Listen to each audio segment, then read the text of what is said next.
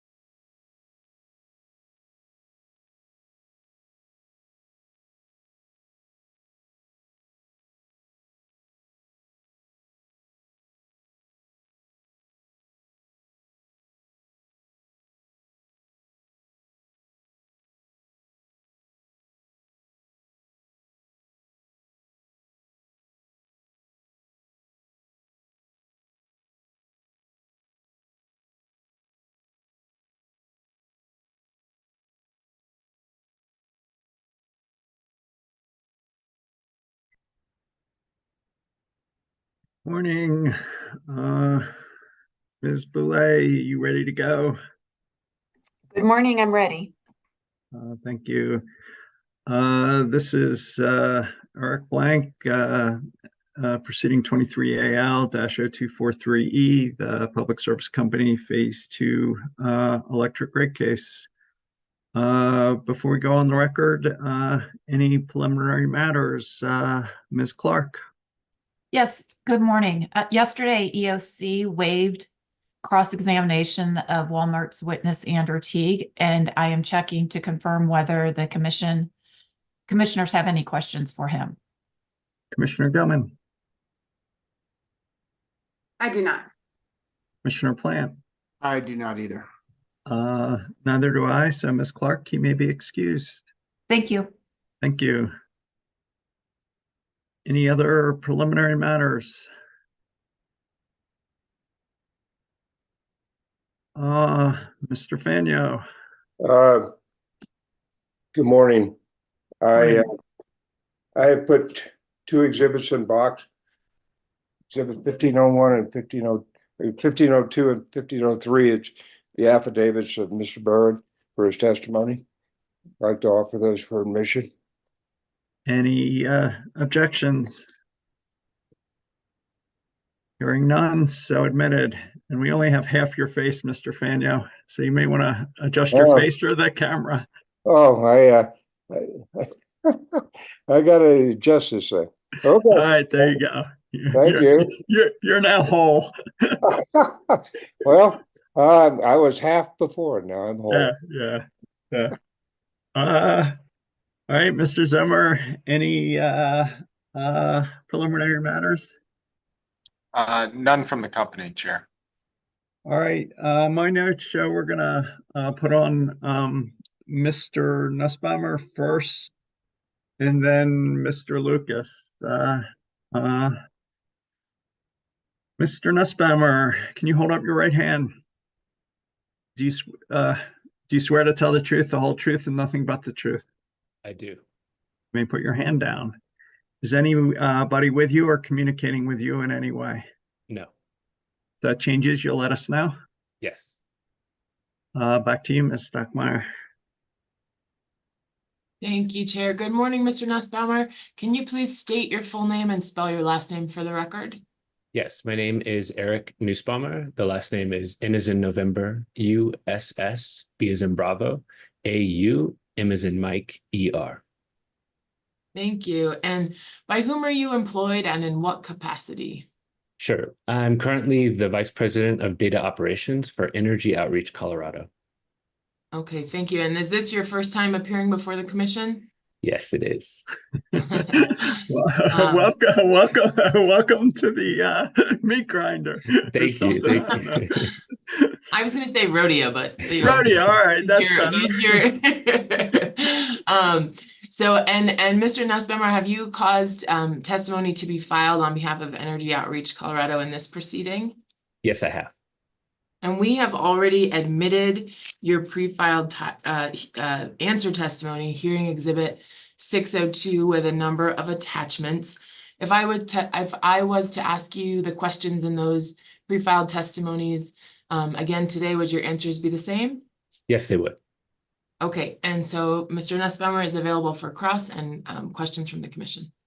I think I'm the only one who had any questions for you. Can we pull up hearing exhibit 602, Mr. Nussbaumer's answer testimony? And I want to go to page 10, lines 8 to 14. And I guess I'd just say it sounds like your analysis, yeah, there it is. It sounds like your analysis suggests that the number of IQ household in the company's service territory is most likely between 377,000 and 470,000. Did I read that correctly, Yes. Mr. Nuss? Sorry. Yes, that's correct. Thank you. Can we go to page 20, lines 3 to 4?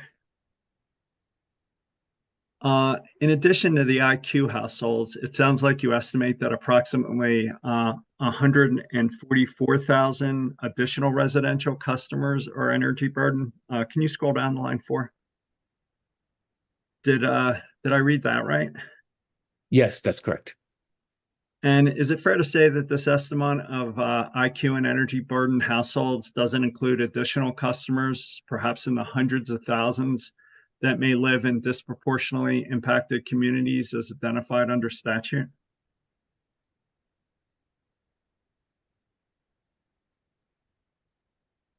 Can you rephrase that question? I'm not sure I quite understand it. Yeah, I mean, I'll just ask my questions. And Yeah. I mean, here's my question. It's just like, this is, it's like a third to half of the residential customer base. And maybe closer to half if you include people that aren't income qualified and are not energy burdened but live in disproportionately impacted communities, which we're legally obligated to direct support towards. And I'm just struggling what we do with this information. How can we provide meaningful support to so many people? It just seems a little overwhelming given our limited resources. So, and I understand you're the data guy. You may not have answers, but I Yeah. just want to get this. The data you present just squarely raises that question. So curious if you have any comments. Yeah, that's an excellent question. And just to put this into context, in the last program year, 2022 to 2023, EOC served over 26,000 households in our energy assistance program. So we're making a small dent into those numbers. But you're right, it is a significant amount. These estimates are based off of all census block groups, ones that are covered through the Excel territory. So they include every single census block group. I think I can speak from an EOC type philosophy of how we approach this, how we kind of tackle these numbers is, first we target those households that are in dire need. So we come in and we stabilize. And to do that stabilization, we look at households that are behind on payments and we help them catch up.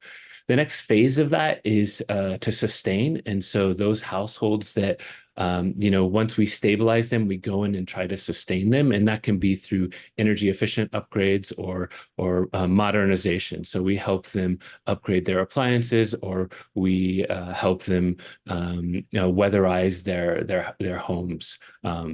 The next part of that is more long term, and that's where we've kind of recently added community solar gardens, and that is to help families reduce overall costs in the long run. So we're able to give these families credits from those solar gardens to help kind of sustain that. So it's kind of a process of really targeting those most in dire need first, and then stabilizing them and helping them in the long run. I think maybe one thing to take away from this analysis that is important is just, and partially why I did this parameterization, is just to keep in mind the sensitivity of these households when bills get raised. So you can look in here and you can see that, if we increase the median household, the median annual electricity bill by 10%, we're adding another 18,000 households to that energy burden category. So just really being sensitive to what that means when we raise prices, because, at the end of the day, it's really going to be these low income households that will pay the price for that increase. I'll probably be, when the price increases for me, I'll probably be angry, but I'll move on and pay the bill. But there's a lot of families that will have to make some tough choices. Appreciate that. You can take the exhibit down. Can you just talk a little bit more, since we got the data guy in front of us, how you target the customers most in need? Is it that somebody's missed 60 or 90 days and there's a big arrearage, so that's when you get to them? Is that fair? Yeah, so that's a great question. We've started using census data to do a lot of that targeting. So we're looking at areas that have low, medium household incomes. We also rely a lot on our partner agencies. So these are agencies across Colorado. A lot of times families will come in for other types of assistance, whether it's food assistance, whether it's health assistance, and those partner agencies will help out those families. So those are often the most struggling families.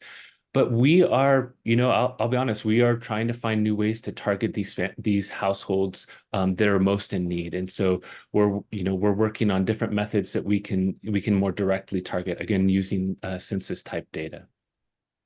And just one more question on the targeting. I know the company has, for its propensity to pay models, detailed arrearage, disconnect data, payment history, assistant request data, and other customer-specific information. Are there ways we could link you or the various state agencies up with that data in ways that can help you or help us identify and target customers earlier in the process? It just seems like once somebody's in arrears, there's really limited options, and by then there's other problems, rent, employment.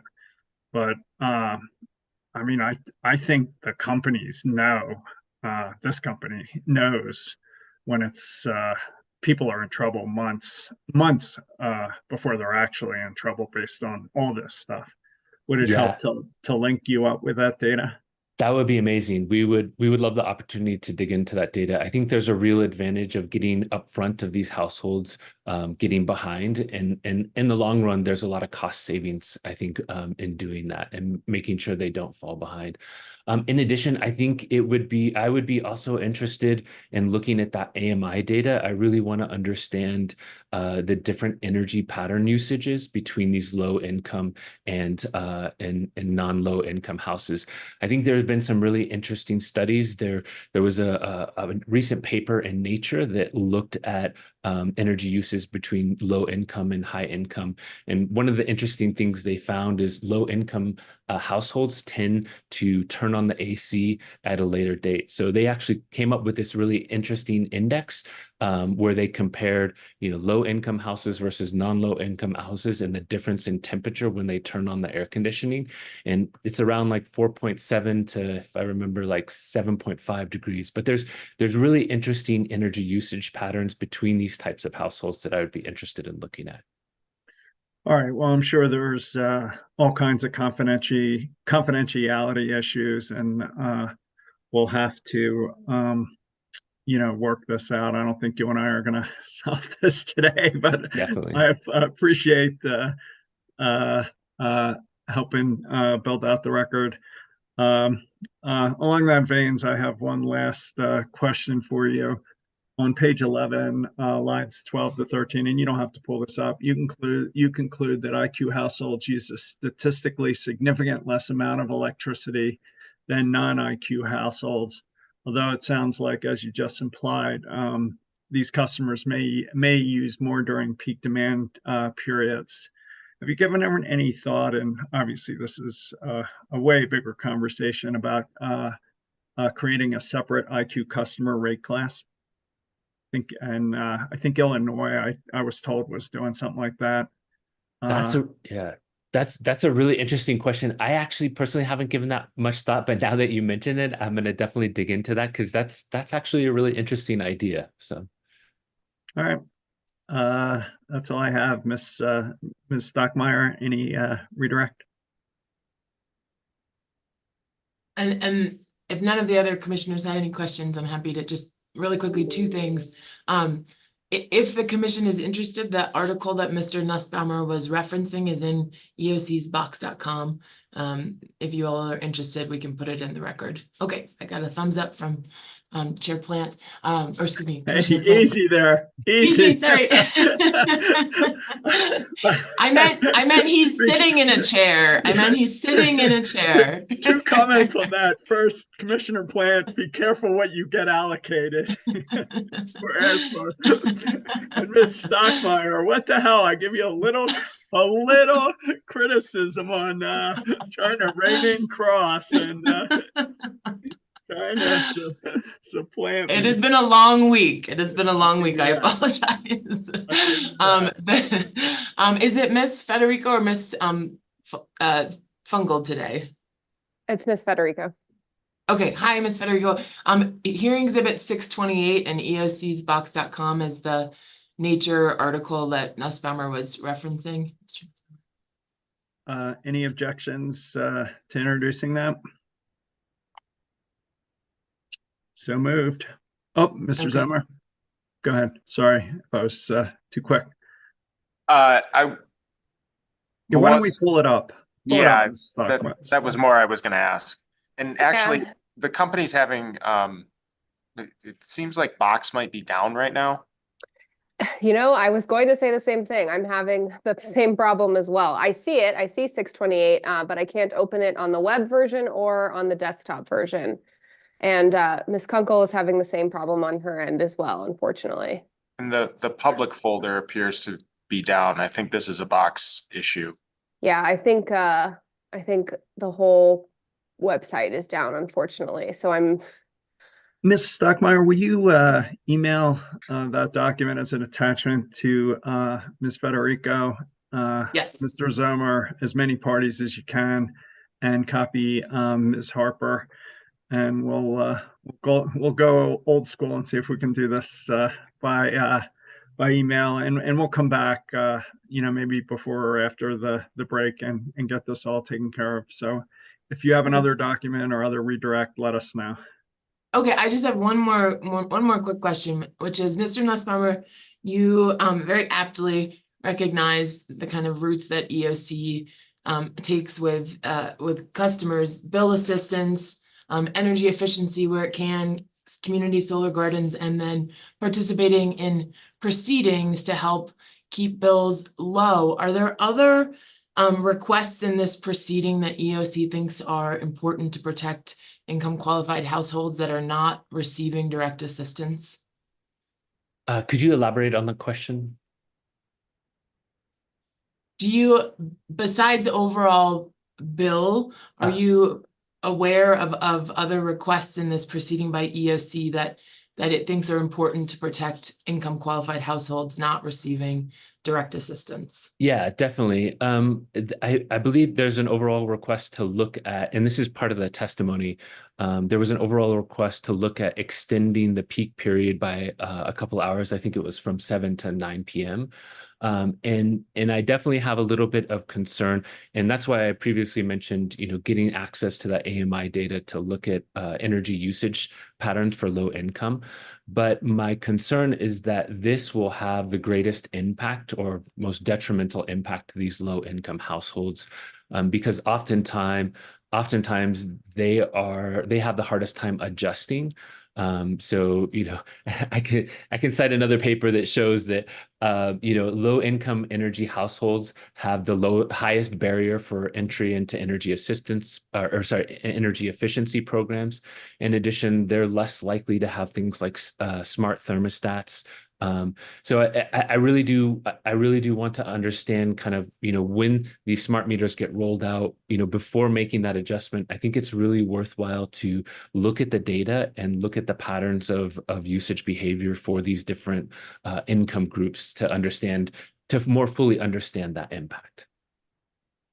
Thank you. I have no further questions. Thank you, Mr. Nussbaumer. Welcome to the process, and you may be excused. Thank you. Thank you for your work. Thanks. My next on my list is Mr. Lucas from COSA. Yes, Chair, this is Mr. Lucas, and my Zoom just told me that I can't start my video camera, so I'm going to troubleshoot that for half of a second. It worked when I tested it just a minute ago. Well, can you hold up your right invisible hand? Certainly. Do you swear to tell the truth, the whole truth, and nothing but the truth? Yes, I do. You may put your hand down. Is anybody with you or communicating with you in any way? No. If that changes, you'll let us know. Yes, I will. Back to you, Mr. Schlesinger. Thank you. Morning, Chairman, Commissioners. Mr. Lucas, can you state and spell your name and provide your title, please? That's Kevin Lucas, KevinLucas. I'm the Senior Director of Utility Regulation and Policy at the Solar Energy Industries Association, or SEIA. Okay, are you the author and sponsor of Exhibits 800 and 801? That's your answer testimony and cross-answer testimony in this proceeding. Yes, I am. Okay, and I emailed Ms. Federico 800 Rev 2, both a confidential and a public version, since Box.com wasn't working this morning. Can we pull that up? Yeah, I'm having problems opening them. I don't know what's going on. I can share, I've got it as a download on my browser, so it doesn't look exactly as you've presented it, but I think it's mostly okay. You want the public version, correct? Yes, please. Thanks. Thank you. And page 29, line 23, just a minor correction here. Oh, except adding that notice at the front, I think changed the pagination, so let's go with 24. Can you scroll down, please? Yeah, this is page. You said 24. You want 24 PDF or 24 of the actual document? Sorry, when you shared your screen, it blocked me. Give me 1 second. There it is. Page 29, I'm sorry. Again, of the PDF or of the exhibit.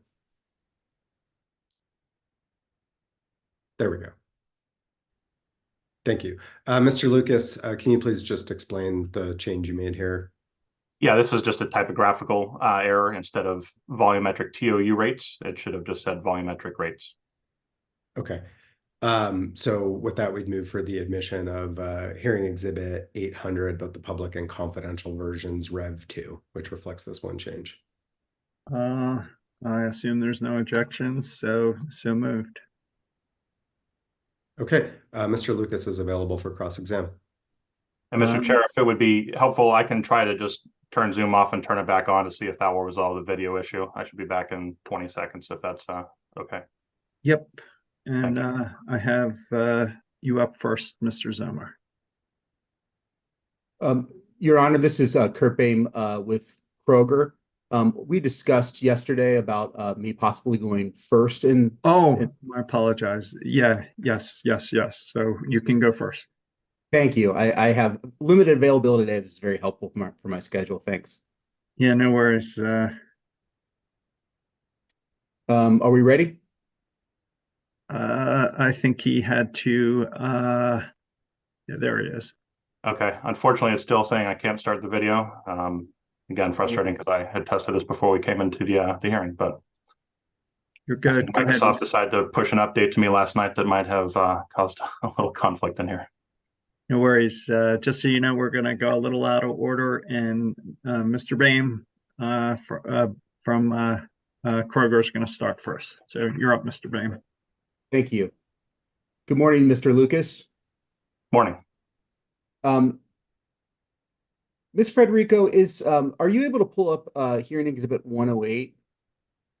If not, I can just read it. Let me try. I'm having a hard time opening anything at this moment. Give me a second and maybe start your question. 108, I'll try. I can just read this part. Yeah, I can just read this part. The more important well, actually that's 108 as well. The 108 JRK R8 I'll be referencing in a couple minutes. So I'm sorry, JRK what? It's 108. I guess it's still 108. I apologize. Yeah. Mr. Chair, can I request that we maybe take our 10-minute break now to see if we can get some of these technical issues resolved? I'd really like to have Mr. Lucas, fully present and also able to see exhibits that council is asking him about. Yeah, why don't we take a break till 9? And what was the exhibit you wanted, Mr. Boehm? 108, page 52. It's All the right, primary exhibit that I'll- I'll be asking about. I'll see if I can share my screen in the meantime. Let's see. I've got 108 up, just so you know. I was able to get it. It's the ones from Box that I'm not able to open. That one is from the spreadsheet, so I've got that one. All right, let's take a break till 9 a.m. We'll come back at 9 and we'll see if Mr. Lucas can figure out his technical problems. Thank you, Mr. Chair. Hopefully a reboot will solve it.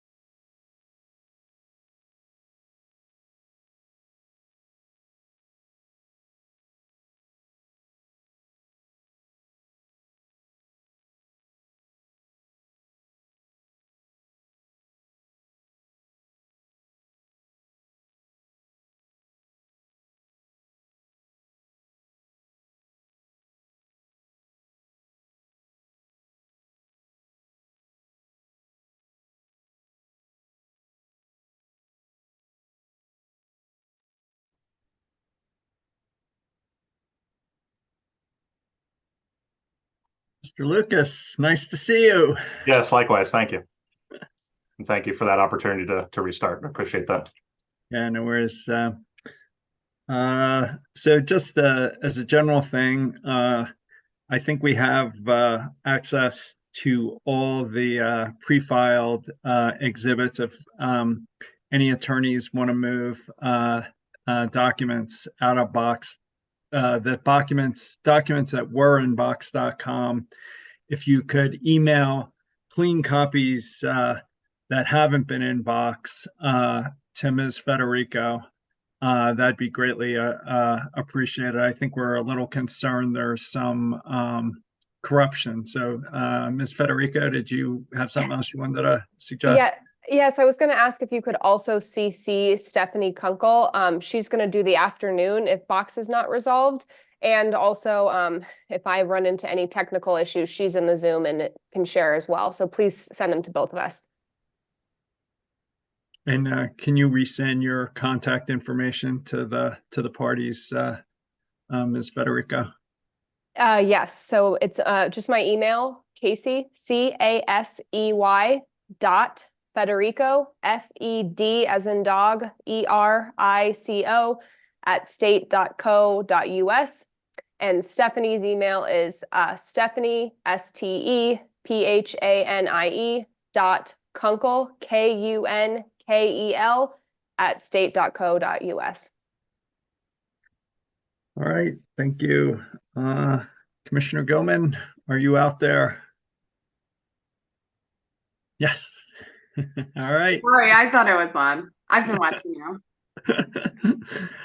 I was delaying until you turned on your camera, but then I figured I'd just ask. Mr. Bam, you're up. Thank you. Good morning, Mr. Lucas. It's good to see you. Good morning. Did you review the rebuttal testimony of company witness Mr. Knighton and his response to your testimony? Yes, I did. And on page 50 of his rebuttal testimony, he states in response to your proposal, the company continues to support the proposed Schedule SG rate design from my direct and supplemental testimonies. The overall balance of energy and demand recovery is nearly identical to the balance in the company's other major C&I rates. The rate design, including the addition of time differentiated G&T demand charges, does a good job of matching cost causation with rate elements. And as explained by company witness Wishart in his direct testimony, the proposed Schedule SG rate design is a good match for electrification because of the lower volumetric charges. Do you recall reviewing this passage? Yes, I do. And do you understand Mr. Knighton as essentially stating that he believes that PSCo's proposed rate design for SG matches cost causation with the SG rate elements? And go ahead. I'm sorry. Yes, I do understand that's his testimony. As I explained in my testimony, I don't agree with all those elements. He also states that the company's proposed rate design sends price signals promoting electrification. Is that correct? He does state that in there, and if I'm recalling from the original testimony, I believe it was Mr. Wishart, he is making reference to primarily a residential electrification analysis. And I believe that he says that the conclusions from that study were less conclusive for non-residential customers. Now, based on your revised testimony, you're recommending to increase the Schedule SG base energy charge from 0.791 cents to 2.283 cents per kWh. Is that correct? Subject to check on the exact values. Those values sound correct, yes. Would you also accept, subject to check, that this recommendation would increase that rate by about 2.9x? That's subject to check. That sounds about right. And your recommendation would utilize a flat energy charge, not a time of use energy charge. Is that correct? It would, and the reason that I recommended moving it into a flat energy charge is because of the nature of the assets that I was modifying recovery of. So specifically, the proposal was moving the wind production elements, which were actually already in the flat volumetric charge, and thus the requirement for the revision, and the baseload assets, which by their definition are designed to run throughout the year. Are you aware that the company experiences renewable curtailments during certain hours and that renewable curtailments are forecasted to increase in the future? Yes, I am. And are you aware that the company is planning to make significant capital investments to build various transmission and generation capacities in order to meet peak demands on the system? I am aware of that, and I would say in my testimony, I also discussed that those are not the only ways to help manage the evolution of the company's power system and the generation assets it's bringing on. I discussed in particular the benefit of demand flexibility, which is allowing load to be responsive to the changing conditions on the grid, and strongly recommend that the company and the commission continue to invest heavily in demand flexibility in all forms, which is another tool to help them manage as they go through this transition. Would you agree that a flat energy charge would charge a Schedule SG customer the same rate for a kWh of energy during hours when the company is curtailing renewable energy as it does when the companies experience peak load conditions?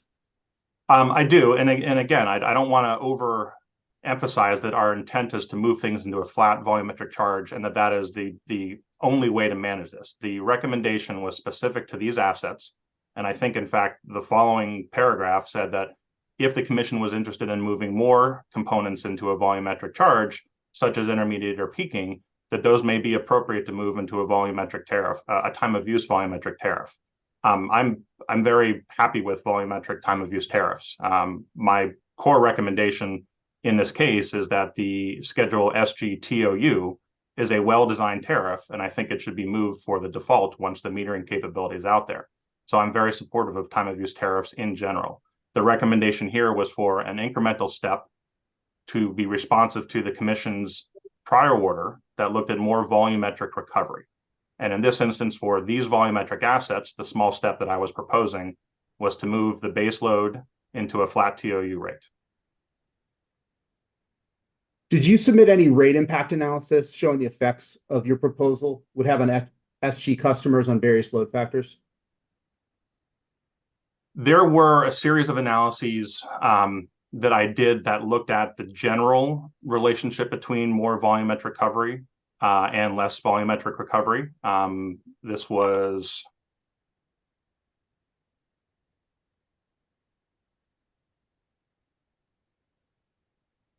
looking specifically at sort of the break point and what type of customers.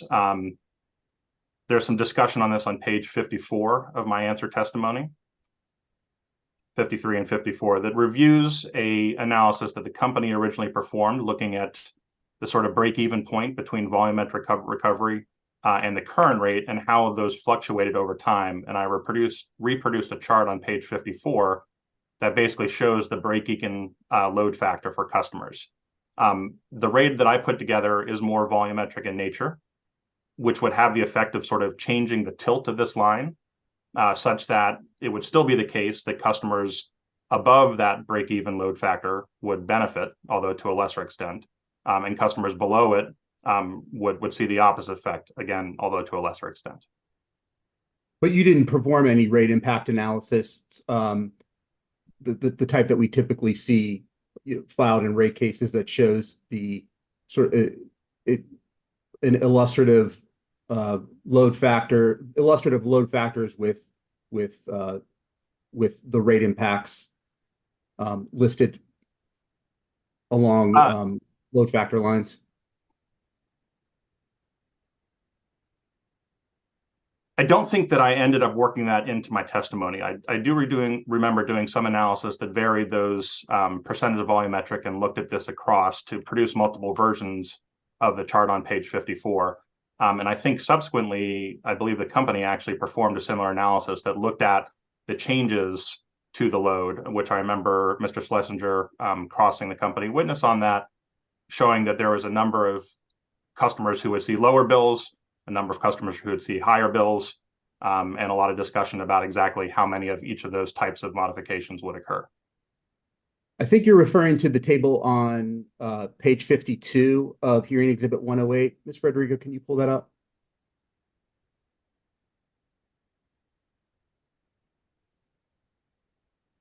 Yes, that's correct. Thank you.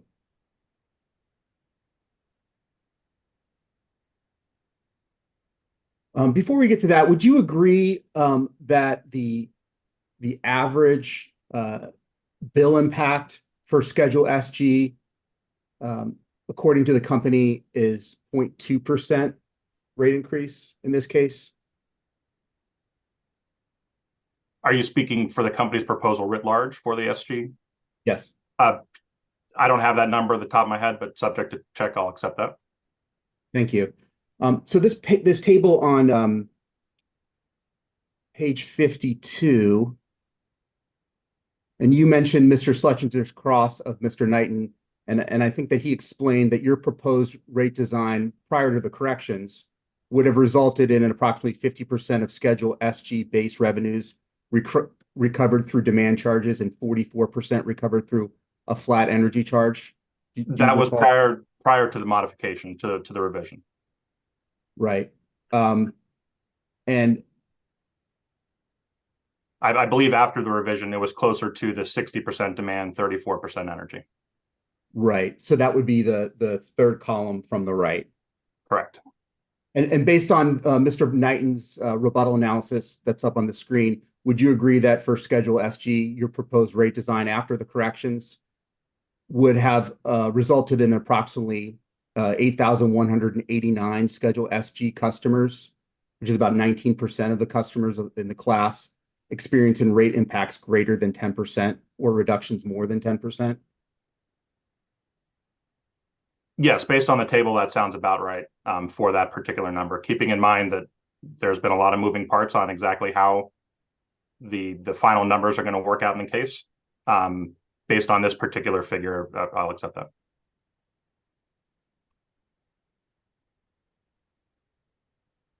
Keeping in mind, again, that as was the case, there's a combination of those who see lower bills and those who see higher bills. I don't think I have looked specifically at the third from the right column on how that worked out, but as I recall, the majority of customers in the rightmost column would actually see bill reductions. So I think that it's important to distinguish that just because there is a bill change for a customer, it does not necessarily mean it's going to be an unfavorable bill change for that customer.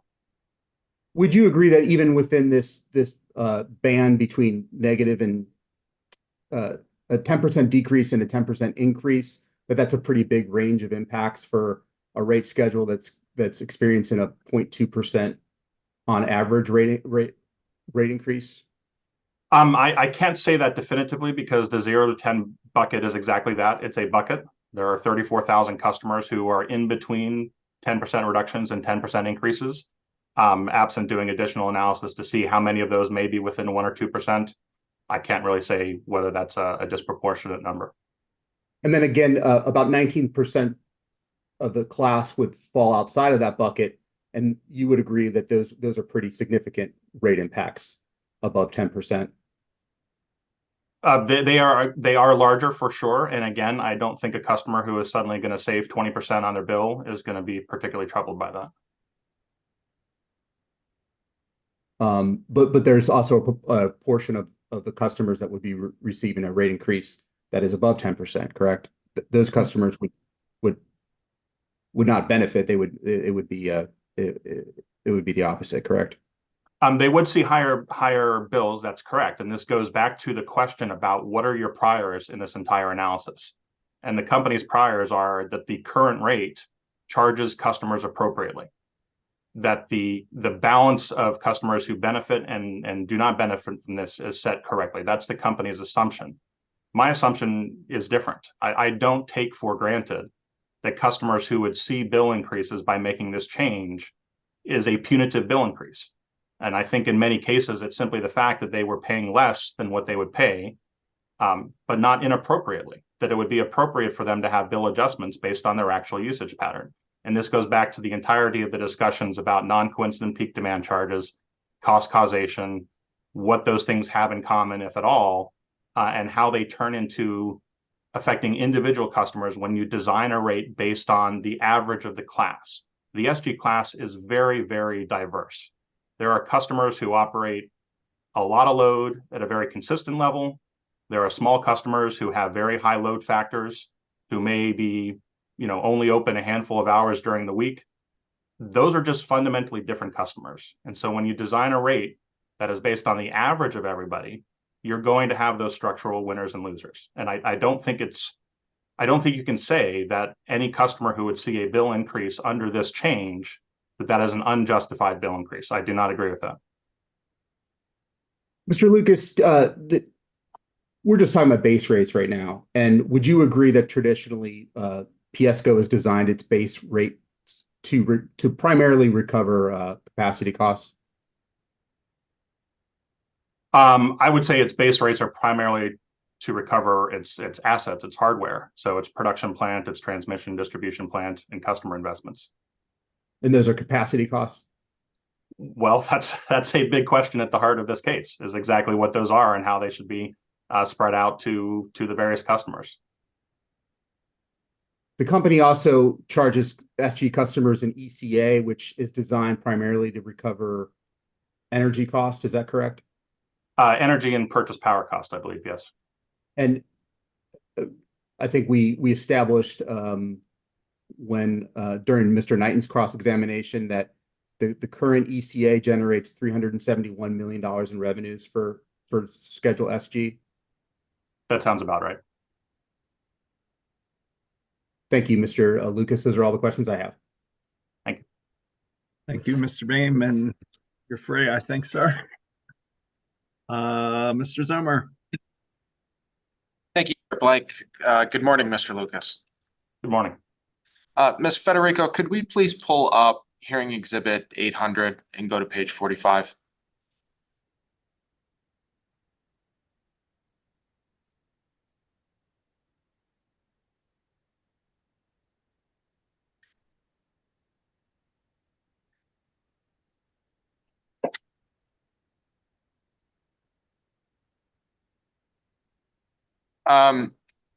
So table 1 here identifies your recommended Schedule SG and the company's recommended Schedule SG. And I just want to confirm, you're recommending the same rate structure for Schedule SG as the company is, at least in this proceeding. Is that correct? I'm proposing a modification to the current structure of SG. That's correct, by changing the allocation. As I mentioned, though, I think the SG TOU rate is a well-designed rate, and in the long run should be the one that the company and the commission seek to move customers to. Okay, I'll ask that question again. The structure that you're recommending for Schedule SG has an S&F charge, has a distribution demand charge that's measured on non-coincident peak, has generation and transmission demand charges that you recommend down below should be based on a TOU period from 3 to 7 p.m. and has an energy charge. Is that also what the company is recommending? Structurally, yes. Thank you. Now, part of your recommendation is to move certain costs out of the demand components and into the energy charge. Is that a fair characterization of your recommendation? Yes. And those costs are base load and distribution substation costs? Yes. How are base load and distribution substation costs recovered in Schedule C TOU? CTOU, I believe, is a volumetric tariff, so they would be recovered through a volumetric charge. Which is the same recommendation you're making for Schedule SG?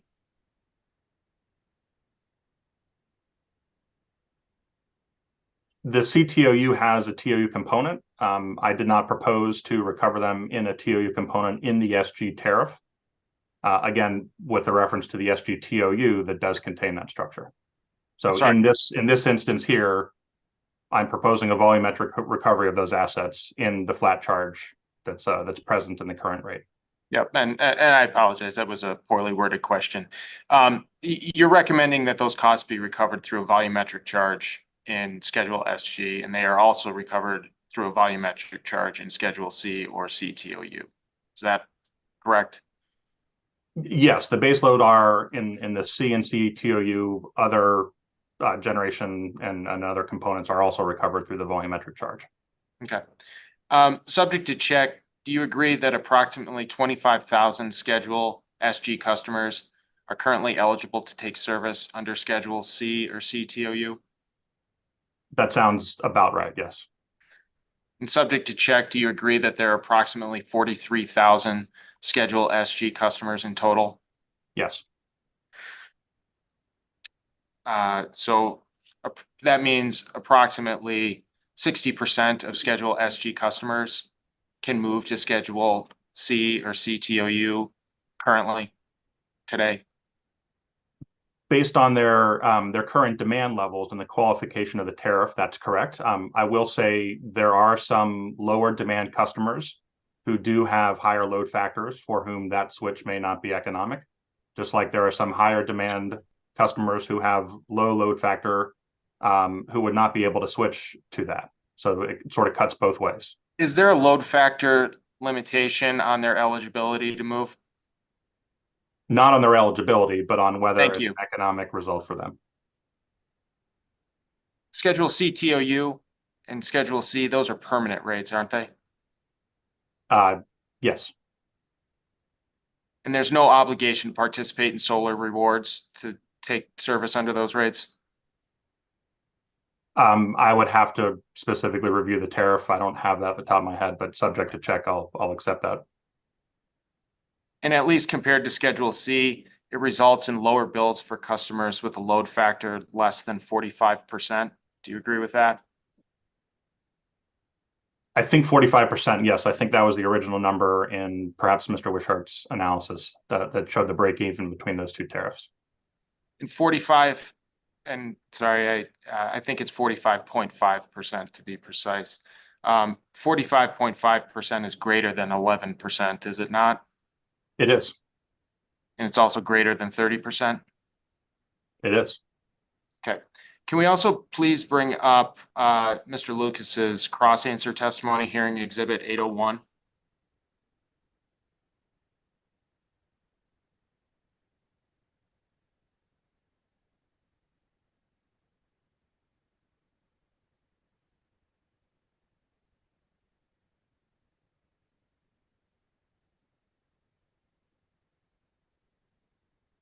And if we could scroll down to lines 24.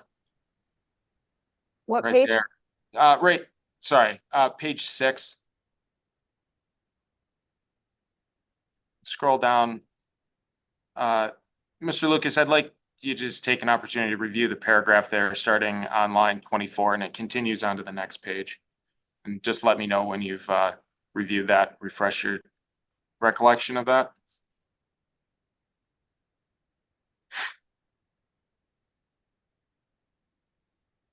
I see that. Okay.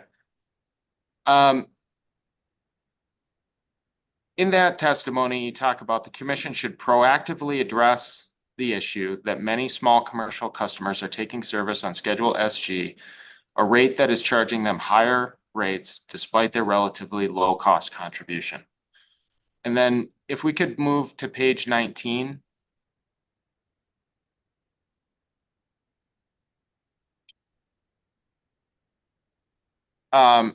Here you discuss that you support Boulder's recommendation that customers be proactively moved to Schedule C, though you prefer that they be moved to Schedule CTOU. Is that a fair characterization? Yes. Okay.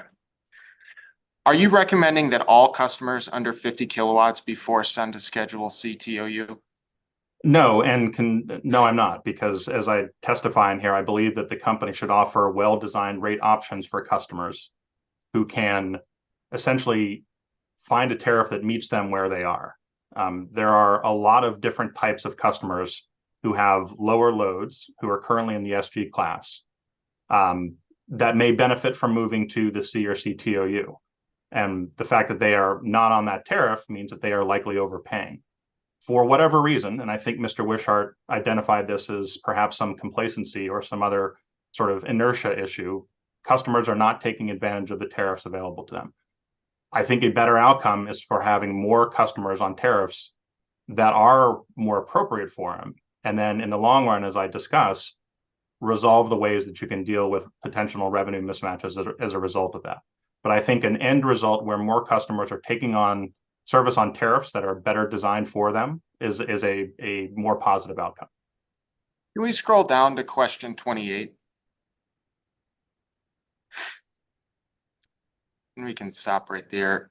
Here you say the commission should proactively move customers as part of its regulatory duties. Does the commission have the obligation to review the bills of the 25,000 Schedule SG customers under 50 kilowatts in order to choose which ones to move to Schedule CTOU?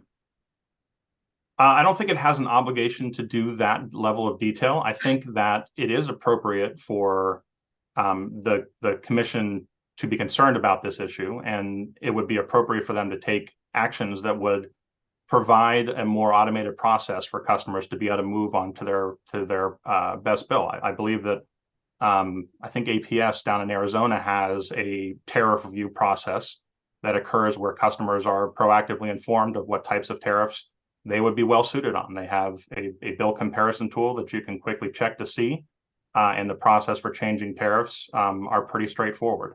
So I think that there are steps that a commission in general could do, and that this commission could do in light of the many customers who are clearly not taking service on rates that are well designed for them, or even reflective of the usage that they're putting onto the system.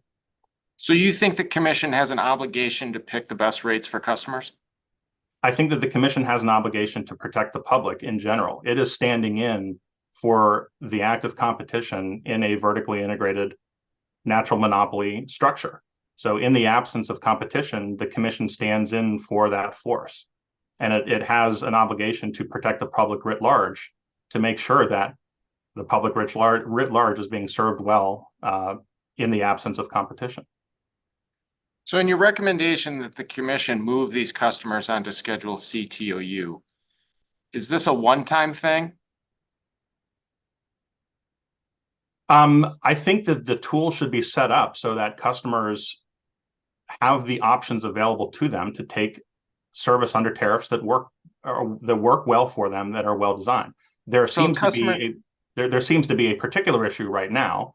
I don't know how much of this is because of the recent change in eligibility to drop that, whether customers have not availed themselves to that. I'm not sure how long this issue has been going on, but there seems to be a fairly sizable portion of the SG class who is taking service on the tariff that probably should not be taking service on that tariff. Mr. Lucas, you testified earlier, customers have the option to move today. Is that correct? Some customers do, yes. Those who qualify for this rate do have the option to move. Does the commission have an obligation to move them?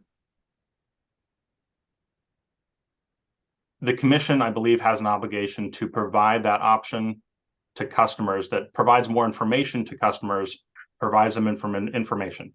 I understand where you're going with this. I get that the commission is not going to do a customer by customer analysis, but I think the commission could put policies in place that would result in more customers being proactively moved towards the tariff that is better suited for them. And that could be standing up a rate comparison tool.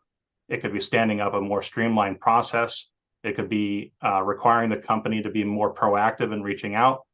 We discussed some of the customer service procedures that the company does for changing tariffs. It seems like there's a lot of extra steps in that process that may slow down the ability from customers who want to transition to a new rate to actually follow through.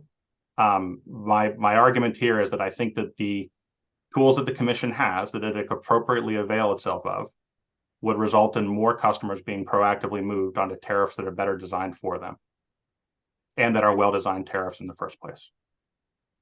Mr. Lucas, are you asking the commission to order that customers under 50 kilowatts be moved onto Schedule CTOU?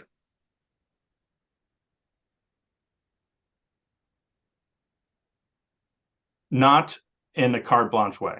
Thank So you. no.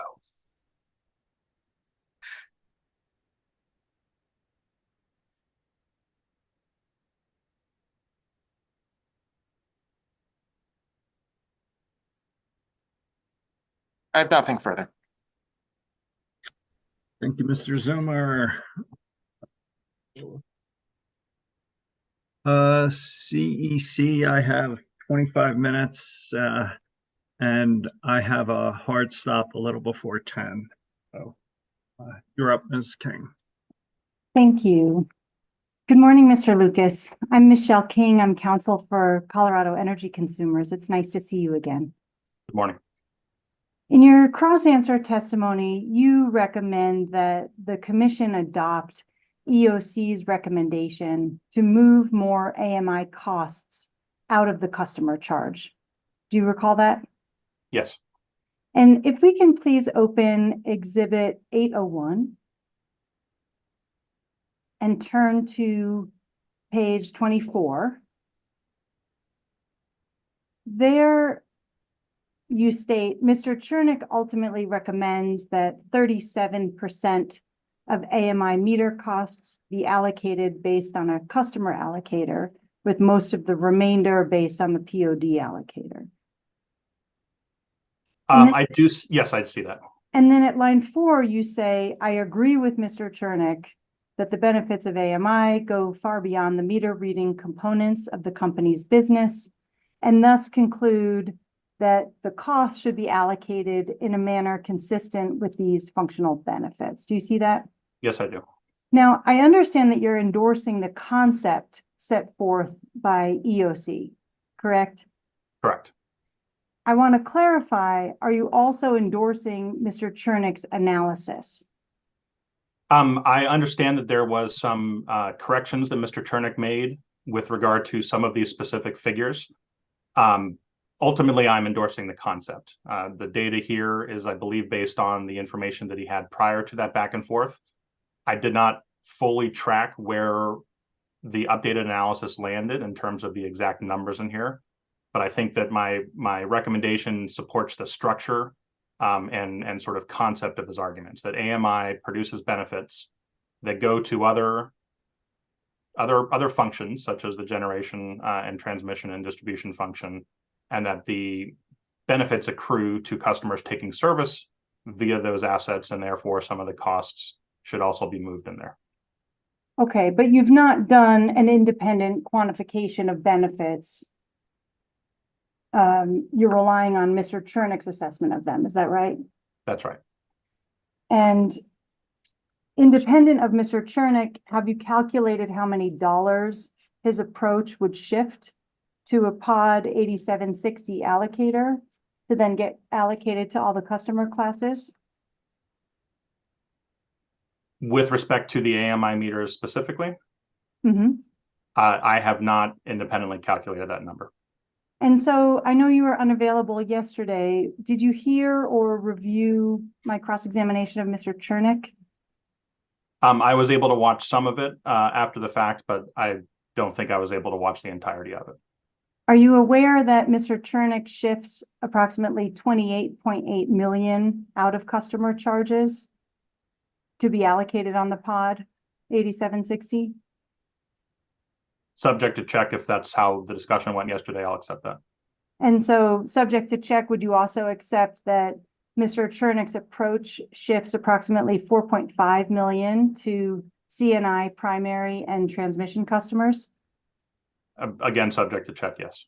And do you know how many AMI meters CNI primary customers use?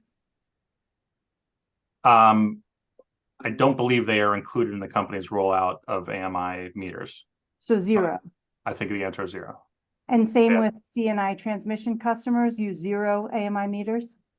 That's correct. CNI transmission and primary customers have different metering technologies that they require for their voltage levels.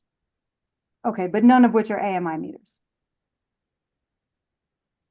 I believe that is correct, yes. I'm only hesitating because it's AMI can be more broadly defined than what the company is. I don't think any of them are included in what we are calling the company's AMI rollout. Okay, they may be very sophisticated meters, but they're not part of the company's AMI rollout.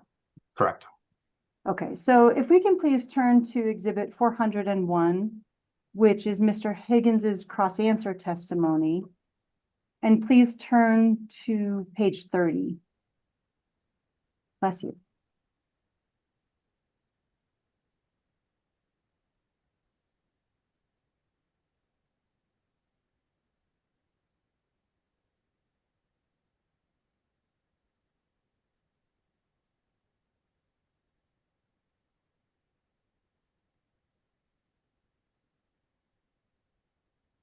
And there, Mr. Higgins, well, as a foundational matter, have you reviewed Mr. Higgins's cross-answer testimony in this proceeding?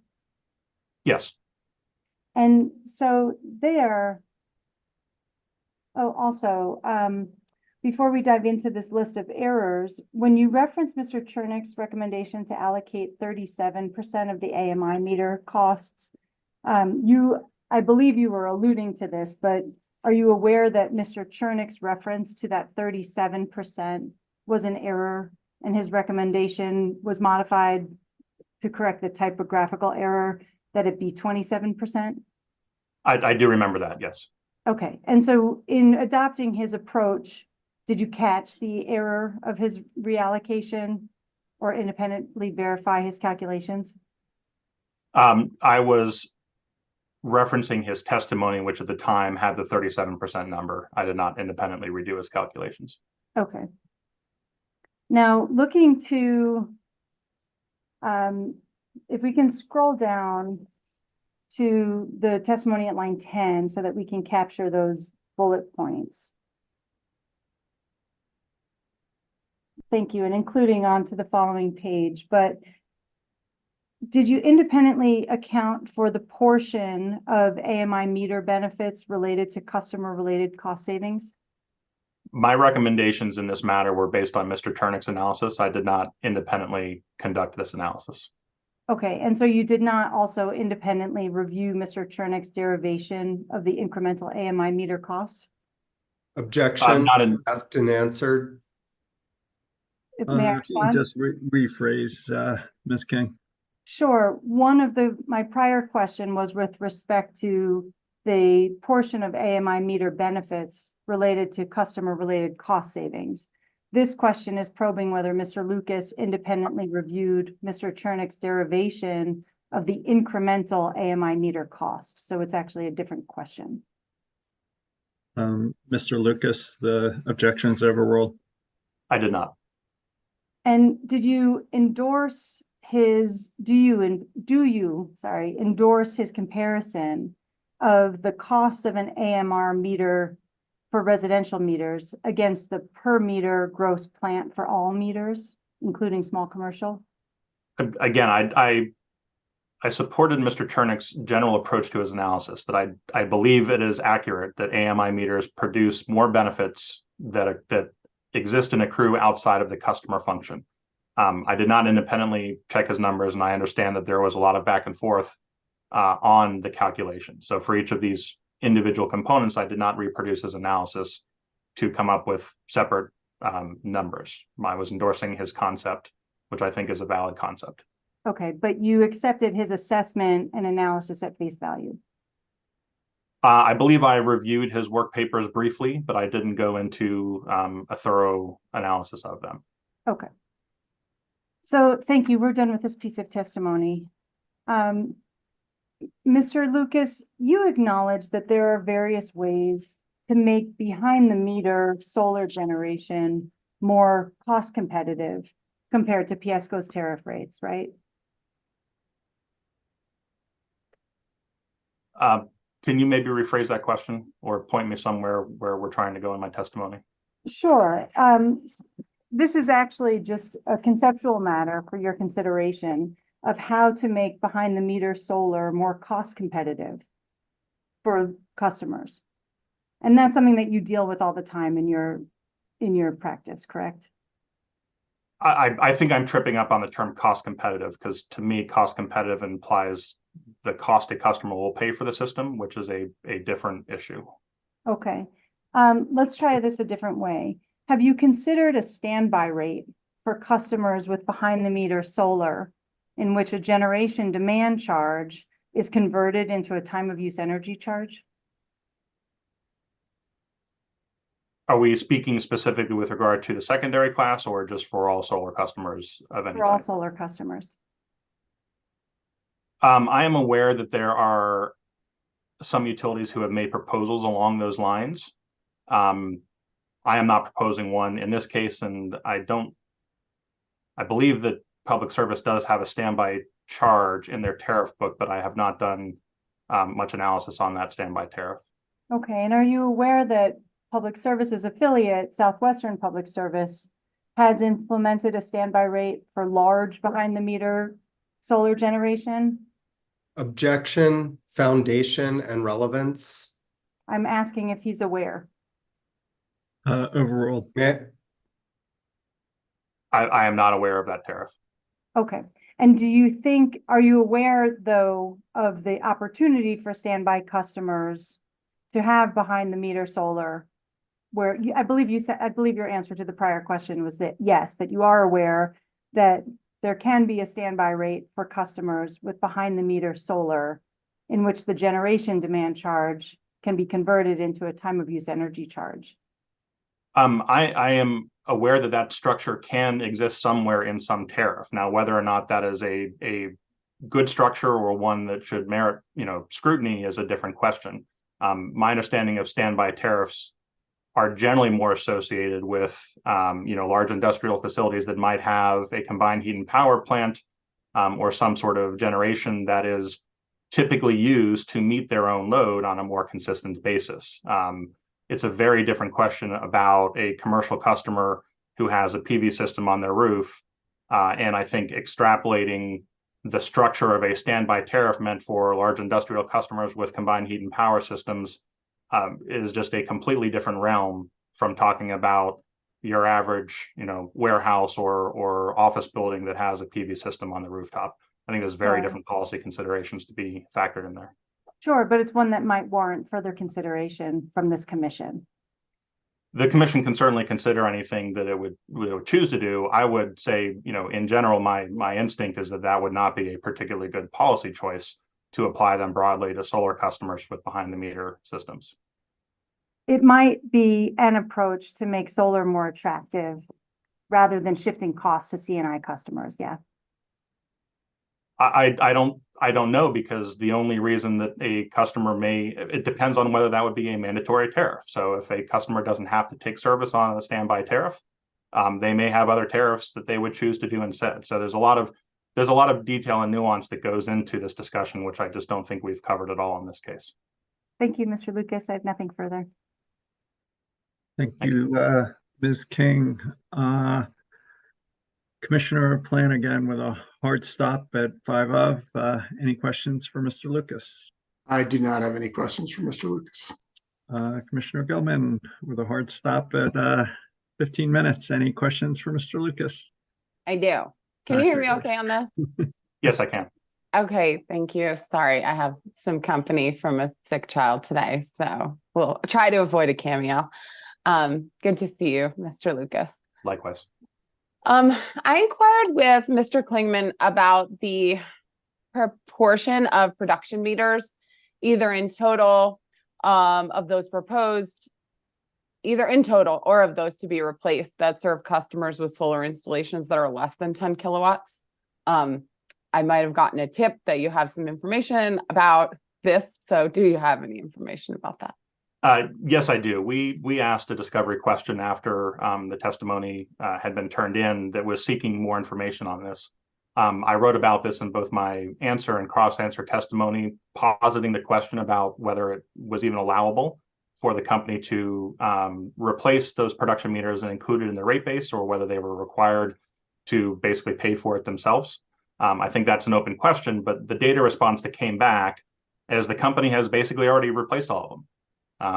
There are, 33,000 or so production meters that are in the company's cost of service study. And our discovery response, which is COSA CN 910, says that they have replaced 39,853 production meters with AMI meters. So basically it appears that in calendar year 2023, they have already replaced all of their production meters with AMI meters. Okay.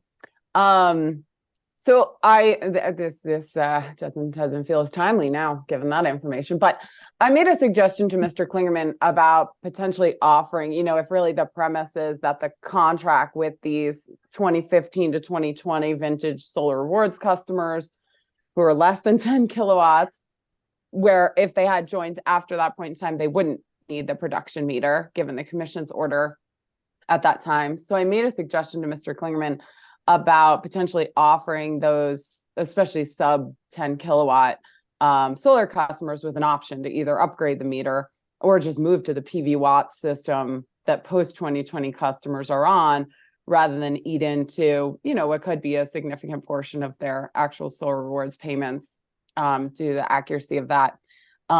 So maybe a slightly different question now that I know your information, which I didn't know before, that the meters are already in. But anyway, any thoughts on that in terms of offering customers an option to just accept PV watts data and move away from measured production if they so wish to avoid the increased meter charge? Yeah, thank you for the question. A few things on that. First of all, I think that notwithstanding the fact that the company may have done this, I believe there is an open question as to whether that was an appropriate investment. Notably, they're not included in the 2022 test year that we're talking about here. So the commission will have the opportunity to review that action in the next phase one rate case when those are moved into the rate base. Secondly, I think the option that I recommended in testimony is the company is stipulating that to the extent it needs these production meters, those production meters provide value to the customer base writ large. And so my proposal was not to include those costs in a production meter charge for solar customers, but to recognize that they're being used more broadly for load forecasting purposes, for situational awareness purpose, for additional functions that sound an awful lot more like a broad-based benefit for the customer. So in that instance, you could move those costs or some fraction of those costs into the general S&F bucket and recover them more broadly, which reflects, by the company's own admission, the broader use of those meter data in its operations. So I think those are two options that you could do there. I agree with you. I would be loath for the customers who are already getting a very small payment from these production meters, when there is an obvious alternative that has already been implemented using PV watts. I'm also frustrated that these meters have moved in and it's making that a more challenging scenario. But I definitely think there's ways to work around simply stacking more costs into the production meter, charging these customers, further eroding the benefits they get from the solar rewards payment. Okay, thanks. And I was hit with a lot of information in the beginning in your discovery response. Do you understand the percentage of those 30-some thousand that are less than 10 kilowatts? Was that? Well, the data response, we asked how many production meters were installed between 2015 and 2020. They said roughly 33,000. We asked how many of those were under 10 kilowatts, and they said 30,600. And then we asked how many of those have been replaced, and they said 2 production meters were exchanged in 2022. And 39,853 production meters have been replaced with AMI meters in 2023. So they've actually replaced more production meters than what they installed in this window. I was trying to reconcile that with their cost of service work papers to come up with what their projection was for 2023. But unfortunately, their numbers appear to be the same in 2022 and 2023, both with about 33,000 production meters. So it sounds like they've replaced more than this subset, and potentially all of the production meters that they have installed for the residential class. Okay, thank you. Thanks for taking me back. It's a lot of numbers. You also suggest in your testimony removing the requirement to participate in solar rewards as a condition of taking Tariff SPV TOU. As I understand from the company, they've agreed to this change. So I just wanted to understand, while you're on the stand, do you think the commission needs to do anything or order anything, or do you see this issue as settled following the rebuttal testimony of the company? Yeah, thank you. No, I don't think it's settled, because what the company did agree to not require customers to take service in the solar rewards program, but they left present in the tariff the 15 megawatt limit that the solar rewards program contains. So they said you don't have to participate in solar rewards, but we're going to keep the limitation that that program contains. And so we think that is inappropriate. We did recommend leaving, I think it's either a 30 or a 36 megawatt customer load limitation in the SPV TOU program. We recommend leaving that customer load limitation in there. But if you go from 36 megawatts, which is already, you know, a small fraction of the SG class, down to 15 megawatts, which is an even smaller fraction of the class, we think that's problematic. So our recommendation to the commission would be, if they've agreed to take away the solar rewards as a condition, then everything associated with the solar rewards, including the 15 megawatt limit, should also be removed. And the existing tariff limitations on load factor and aggregate customer load can stay in place. And the 15 megawatt is the amount of load in total that could be in the tariff. So if they've got 15 megawatts, the next customer would be not allowed to join the tariff. I think the 15 megawatts is specific to solar production capacity. I think the tariff restriction is customer non-coincident peak load. So the 36 megawatts in the tariff is for customers. The 15 megawatts was for solar production specifically. Okay, so once they've got 15 megawatts worth of nameplate solar capacity filled up by the customers who are taking the tariff currently, the next one in line will not be allowed in. That's correct. That's accurate under the current tariff, and it would continue to be accurate under Public Services proposal because they want to keep that 15 megawatt limit. That is obviously the one that will be hit first. I shouldn't say obvious. It is likely the one that would be hit first before the customer load limitation that's in the tariff already. Do you have an idea how close they are to the limit now? I do not. I'm sorry. Okay. I didn't know if y'all had more secret discovery responses for me than it's probably somewhere in the work question. papers, but off the top of my head, I don't have that number. No worries. Chairman, I'll start. I have a few questions around the SG to C issue. Yeah, It's keep a bit of a going. list of questions. Just interject when I need to stop in them. Yeah, if we could just stop around a few minutes before 10, that'd be great. So keep going, and we'll start up again afterwards. So thanks for your flexibility. Yeah, so Mr. Lucas, I'm aware of COSA's advocacy around de-emphasizing the demand component, particularly of SG rate. So I was looking at the Wishart table, which is SWWD5. It's on hearing exhibit 103 page, which is Wishart's direct testimony, page 33. We've referenced the table a few times. So this table shows essentially different tranches of demand, and thank you, Ms. Federico, appreciate it. And then customer counts, revenue erosion from two columns, one only customers that benefit from the switch down to C, and then the last column is the total number of customers and what would happen. So as I look at this, I kind of see this inflection point at the 75 kilowatt level, where all of a sudden, you know, well, not all of a sudden, there's a little bit of a curve there, but customers above that 75 kilowatts seem to more or less benefit on average from the SG rate, which is a demand focused rate, and customers below that 75 kilowatt level appear to not benefit in total. Would you agree with that analysis? Yes, I think that's correct. And I did a little additional analysis and found similar data that supports sort of that break point of where things sort of tip from one end to the other.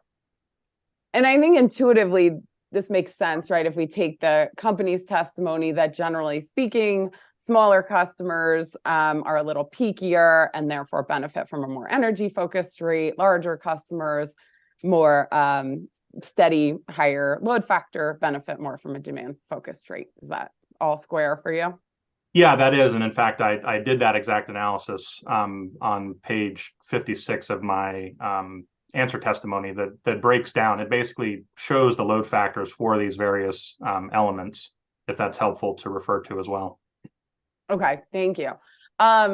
And you're probably aware, we certainly don't have to bring this up, but in decision C210536, which was the commission's decision in the previous phase 2 rate case, the commission ordered that in its next phase 2 rate case, PSCO conduct a thorough analysis in its class cost of service study with the impact of increasing the demand threshold for Schedule C and CTOU to 50, as well as looking at what the impacts would be if it was increased to 75 or 100 kilowatts in the future. And to my understanding from some of the company's testimony, this Wishart chart is more or less, the main portion where we'll see a lot of that data. Do you think this shows us all the data we need? It sounds like you've done some of your own analysis subsequent to that. What other data could we look at to really understand this issue that I think the commission was hoping we'd have a lot of data in this record on? It's a good question, and it's challenging because of the issue that I was just discussing with one of the attorneys. The fact that there are many small customers, from under 50 kilowatts and in many cases under 25 kilowatts, that are taking service on a tariff amongst customers who have, peak demands in the multi-megawatts. If there had only been a handful of customers who were under 50 kilowatts on this tariff, I think the data that we have would be more conducive to making a firm determination on this. I think the fact that there are so many customers who could change to a different tariff, it begs the question of what would happen with the customers who remain on this. I think one thing that I would hope would happen as a result of this case is that the awareness around the low demand customers and what tariff options they have and would be best for them will hopefully shake loose some of that complacency that Mr. Wishart identified earlier. In which case, the question will be, well, is the breakpoint of 50 or 75 or some other number the right number based on those customers who continue to take service? That's a tricky one because it presupposes something that, Mr. Comer was just asking me, like, should there be an affirmative move to shift small customers onto a different tariff? Absent that move, they are taking service on SG for one reason or another, and unfortunately are often paying a lot more for that choice. I think one thing that would be helpful is to have a little bit more history to see whether individual customers who are around those breakpoints move a lot. The tariff, the work paper that was produced basically just looks at, the single peak demand for the year for that customer. It doesn't really provide much information as to whether that was an unusual one-time occurrence or if it happens a few times, or if they're consistently, in that 50 to 75 kilowatt range, or they dip up and down. So having some additional historical data may help inform that. I think looking at the fact that this tariff does contain the most diverse set of customers of all the tariffs. The SG class has got the small mom and pop stores up to, the multi-megawatt large customers, including customers who, are in this case. It's just a challenging tariff to design for. And so what I continue to come back is the value of having multiple well-designed tariffs, even within the SG class, so that a business whose operations is going to mean that they're a low load factor customer. A diner who serves lunch is a diner who serves lunch. They're never going to become a high load factor customer who's going to take advantage of the structure. But there can be rates that can help them, meet them where they are and still provide good price signals. So I'm afraid this is a bit of a rambling answer. I think it would be challenging to make a conclusive determination on the breakpoint based strictly on this data because there are so many customers who have the potential to move elsewhere. And I think I'm going to have to jump in here and with apologies, Commissioner Goman, if we could just continue after the break at 10:30. So let's take a break, give the court reporter a rest, give me a break, and we'll come back at 10:30. Thanks all.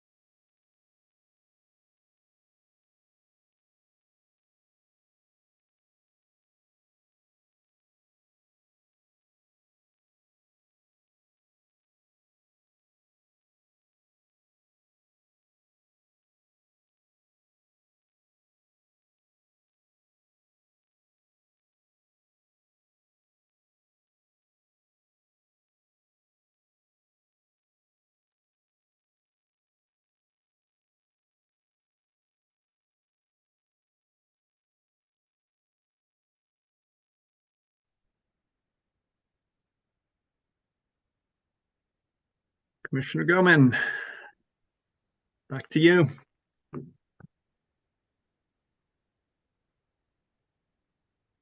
Okay, hello again, Mr. Lucas. Hello. So another kind of data question for you. The company indicates that the demand component of the SG rate will send a price signal to customers to flatten their load. Are you aware of, or do you have access to any information on like load shape changes of customers who might make the switch from C onto SG, or the other way around, to tell if and to what degree customers get that message, and customers at that size, perhaps less sophisticated than large customers, are able to kind of respond or modify? I don't, and part of it is frankly a challenge with the lack of data that the company has. As of now, prior to the AMI deployment and more sophisticated metering, a number of classes, including the SG class, use load sampling. They have a handful of load of customers who have detailed interval data meters. I think for the SG class, it's fewer than 200 customers, and that's about all the information that they have to actually produce their aggregate classes and understand the load shapes and load dynamics. The same thing happens in the residential and the small commercial class. So I think there may have been some discovery that produced a couple years of historic data for some of those customers, the ones that are in this load sample. But it's a very small number, and there was no indication as to whether a customer changed from one tariff to another, or how that had how you could have potentially reverse engineered the impact. So unfortunately, I don't think the data is available to the company, even if it wanted to do that detailed analysis. Okay. And do you have any idea if that load sample of customers are all customers above 50 kilowatts?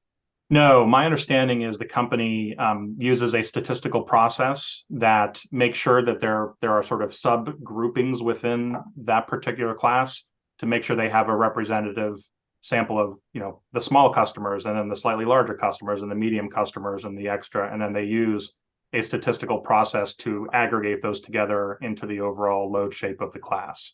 So they do represent the very small customers, as well as some of the large customers, and also what appears to be seasonal customers, folks who may have started or stopped service throughout the time. There's a fairly broad variety, but it is only 160 so customers in total in that data set. Okay. And when I look at that Wishart table, again, I don't think we have to bring it up, but it was just for your reference, it was the SWWD5 table, which showed all those comparisons. If I look at the number of customers on that table, I get 43% of total customers shown for SG that are eligible to not be on SG. That sounds about right. And that was our discussion just before the break, is the challenge of doing this type of analysis of what is the right rate design for this very heterogeneous class when you have a bunch of customers who could change and take service on a different tariff. So there are, for one reason or another, part of which I'm sure is the fact that the demand level was only recently changed. My understanding is it had been 25 kilowatts and under effectively, for decades, and then it was recently changed. So there may not have been a lot of transition, but there still are a lot of customers under 25 kilowatts who are taking service on the tariff that's not particularly well suited for them. I think to really do that analysis, you would need to at least have some expectation of what's going to happen with those customers, either in the short term or the longer term, and then do an analysis on sort of the residual, that the customers who are above some threshold. And you could just say, let's make an assumption that everybody under 50 kilowatts is going to migrate, or everyone for whom it would make sense for them to migrate will migrate. And then you could look at what the load shape may be with that residual and find out if it still is well designed to the characteristics of that class. It's a challenging group of customers, and one way I've seen some other utilities attack this problem is they simply have more classes. They have more rates that are designed for these commercial customers to understand that a customer who's using 50 kilowatts looks different than one who's using 200 kilowatts, who looks different than one who's using 2 megawatts. And aggregating them into one class and designing one rate based on that averaging, can cause a lot of challenges and a lot of these issues where you're not sure if it's the right shape for most customers, because there's a lot of customers who maybe don't look like that shape in the average shape in the first place. Yeah, and I had brought that up, I think, in my questioning, maybe it was of the company looking at, there seems to be this entire in-between of customers who's like, you're not really big, but you're not really that small, but you don't have a lot in common with a 500 kilowatt load maybe. So, and just the cliff seems so big to go from pure volumetric to 80% emphasis on demand. And, that is quite the gulf to span with, a 1 kilowatt tick up in your usage. And so is there maybe, I know you all advocate for less emphasis on the demand component in total in SG, but it seems particularly problematic for these in-betweeny size customers that, we can see really like dramatic changes in revenue that you would hope not to have with well-designed rates, right? Like if a customer is eligible for 2 rates, you would hope those 2 things produce the same outcome. And here we're seeing really wildly different outcomes. And so, just wondering like what would be a process, or should we be looking at, is there an in-between rate class here? And is an appropriate way to look at that to kind of not cut the difference, but this is a transition between a more demand heavy and a entirely energy focused rate in that middle section. Yep, I follow you, and I think that's a good observation. If it's helpful, I alluded to this earlier, but on page 56 of my answer testimony, there's a chart that shows the different groupings in 25 kilowatt increments. And it shows the trend that I discussed in my testimony, that these smaller customers, while there still is a range of load factors, they tend to be on 56. Thank you very much. That's helpful. So the ones that are darker in this graph are these smaller customers, and you can see that they still have load diversity, load factor diversity, but they are shifted left on this diagram. And the large customers, which are in lighter shades here, also have load factor diversity, but they are shifted right on this. And so the exact issue that you're identifying is a function of this dynamic within the rate class.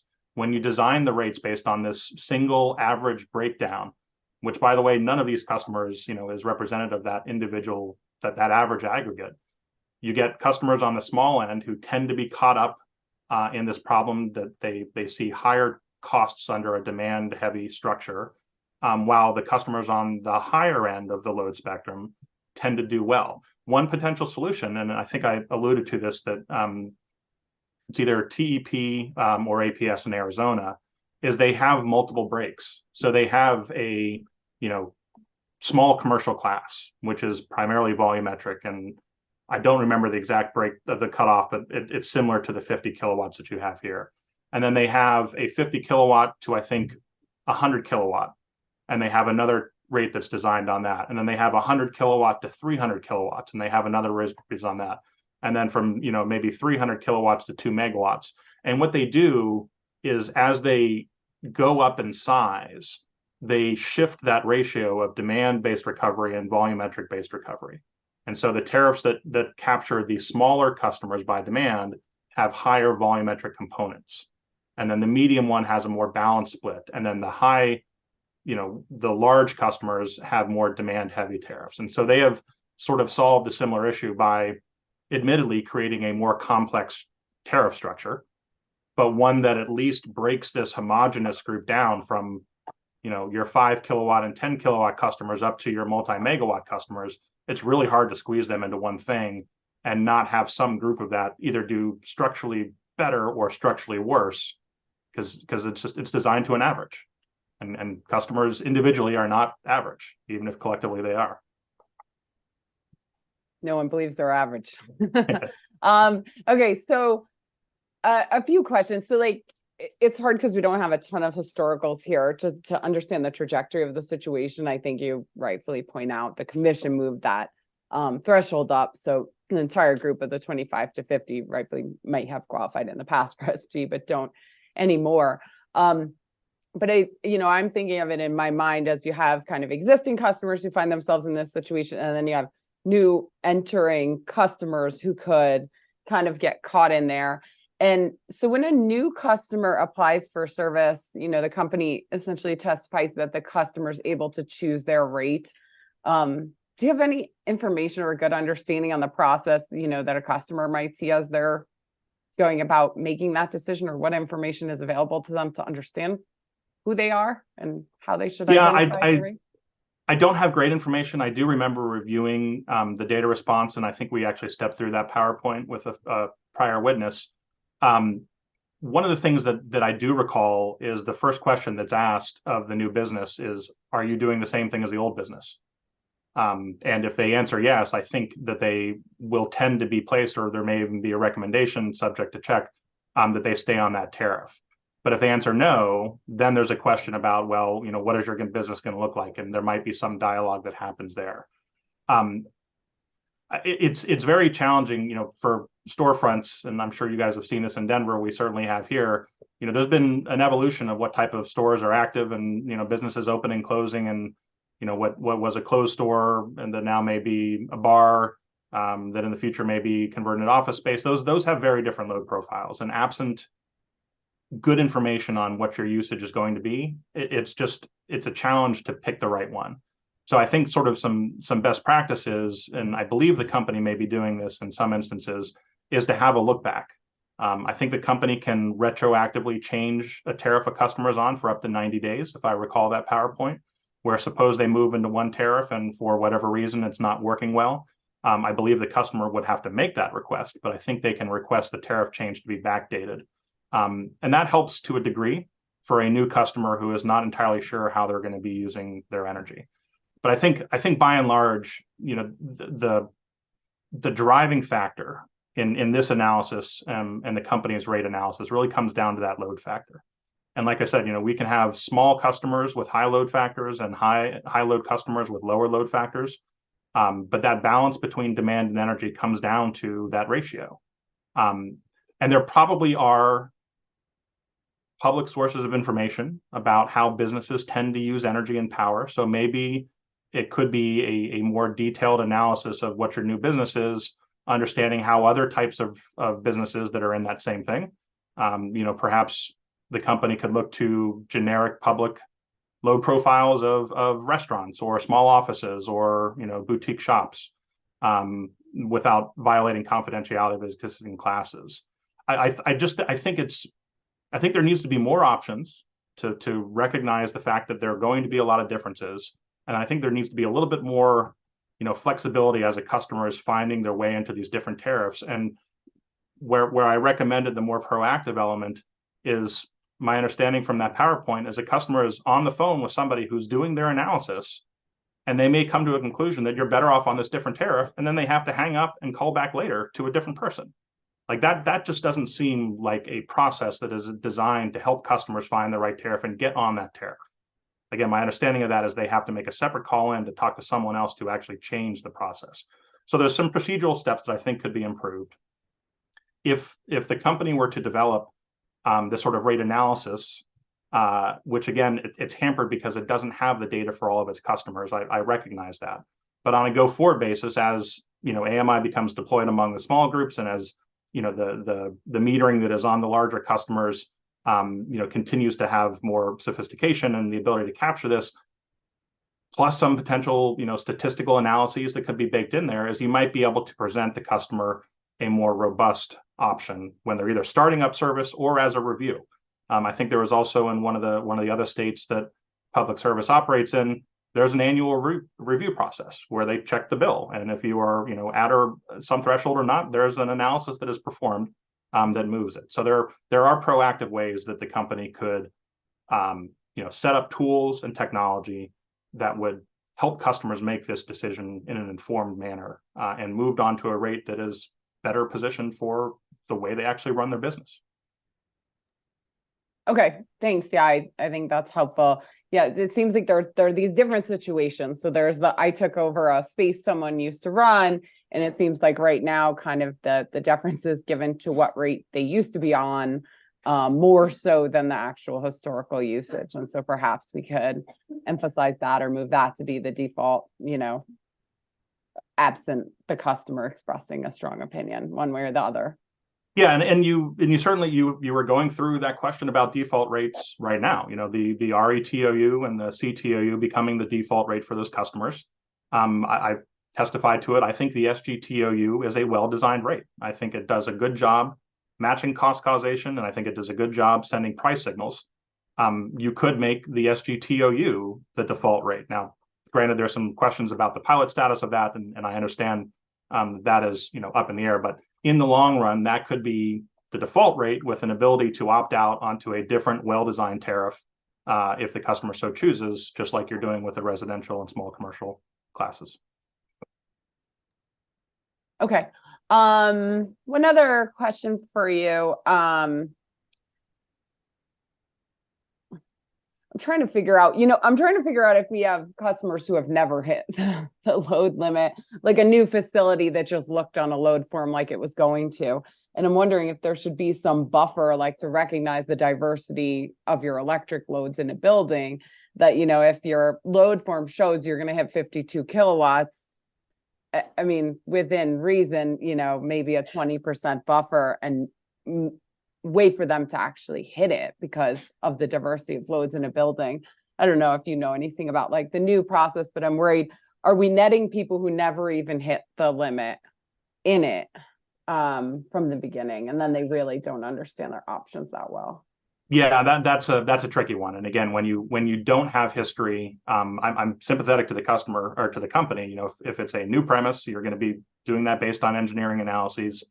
If you're taking over a space, you have a completely different business. The historical load is not going to be precedental for the future load. Something of a buffer could be helpful. Putting a proactive look back, maybe at the 6 or 12 month time frame, to say, customers that are within this range or newly established, we're going to do a review of all of our new accounts to make sure that, if we thought they were going into one tariff and maybe their load proves out that they're doing something different, you've got a check in the road there that happens on a more proactive basis.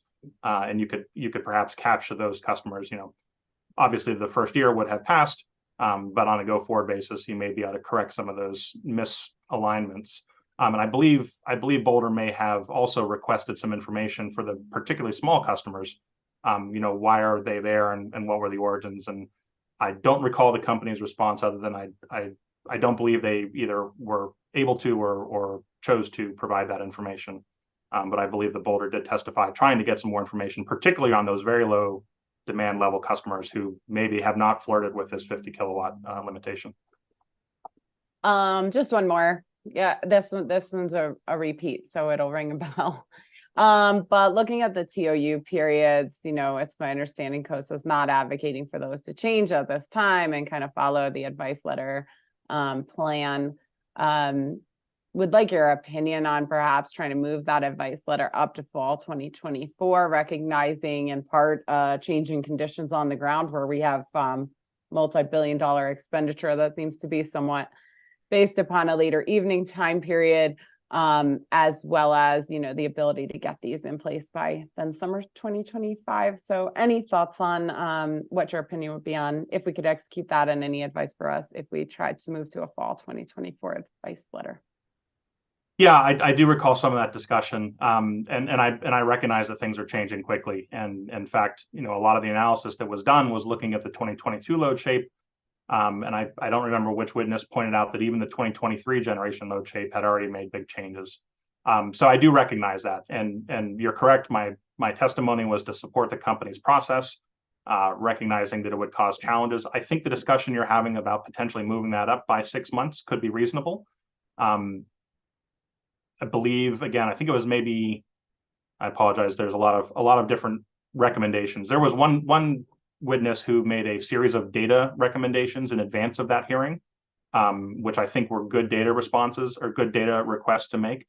If you had the hearing earlier, I think having robust data available to parties, even in advance of that, would be helpful so that we could do some of this pre-work analysis and understand what's happening, not do it sort of in real time in a hearing or in testimony, but have the ability to informally through a stakeholder process, talk about it and understand this and ask questions that aren't 10-day discovery turnarounds and so on and so forth.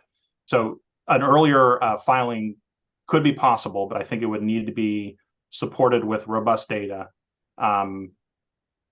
and allowing the parties time to sort of do the pre-work so we could come to that hearing better prepared, better supported in our quantitative analyses, and ready to bring forth policy positions supported by those.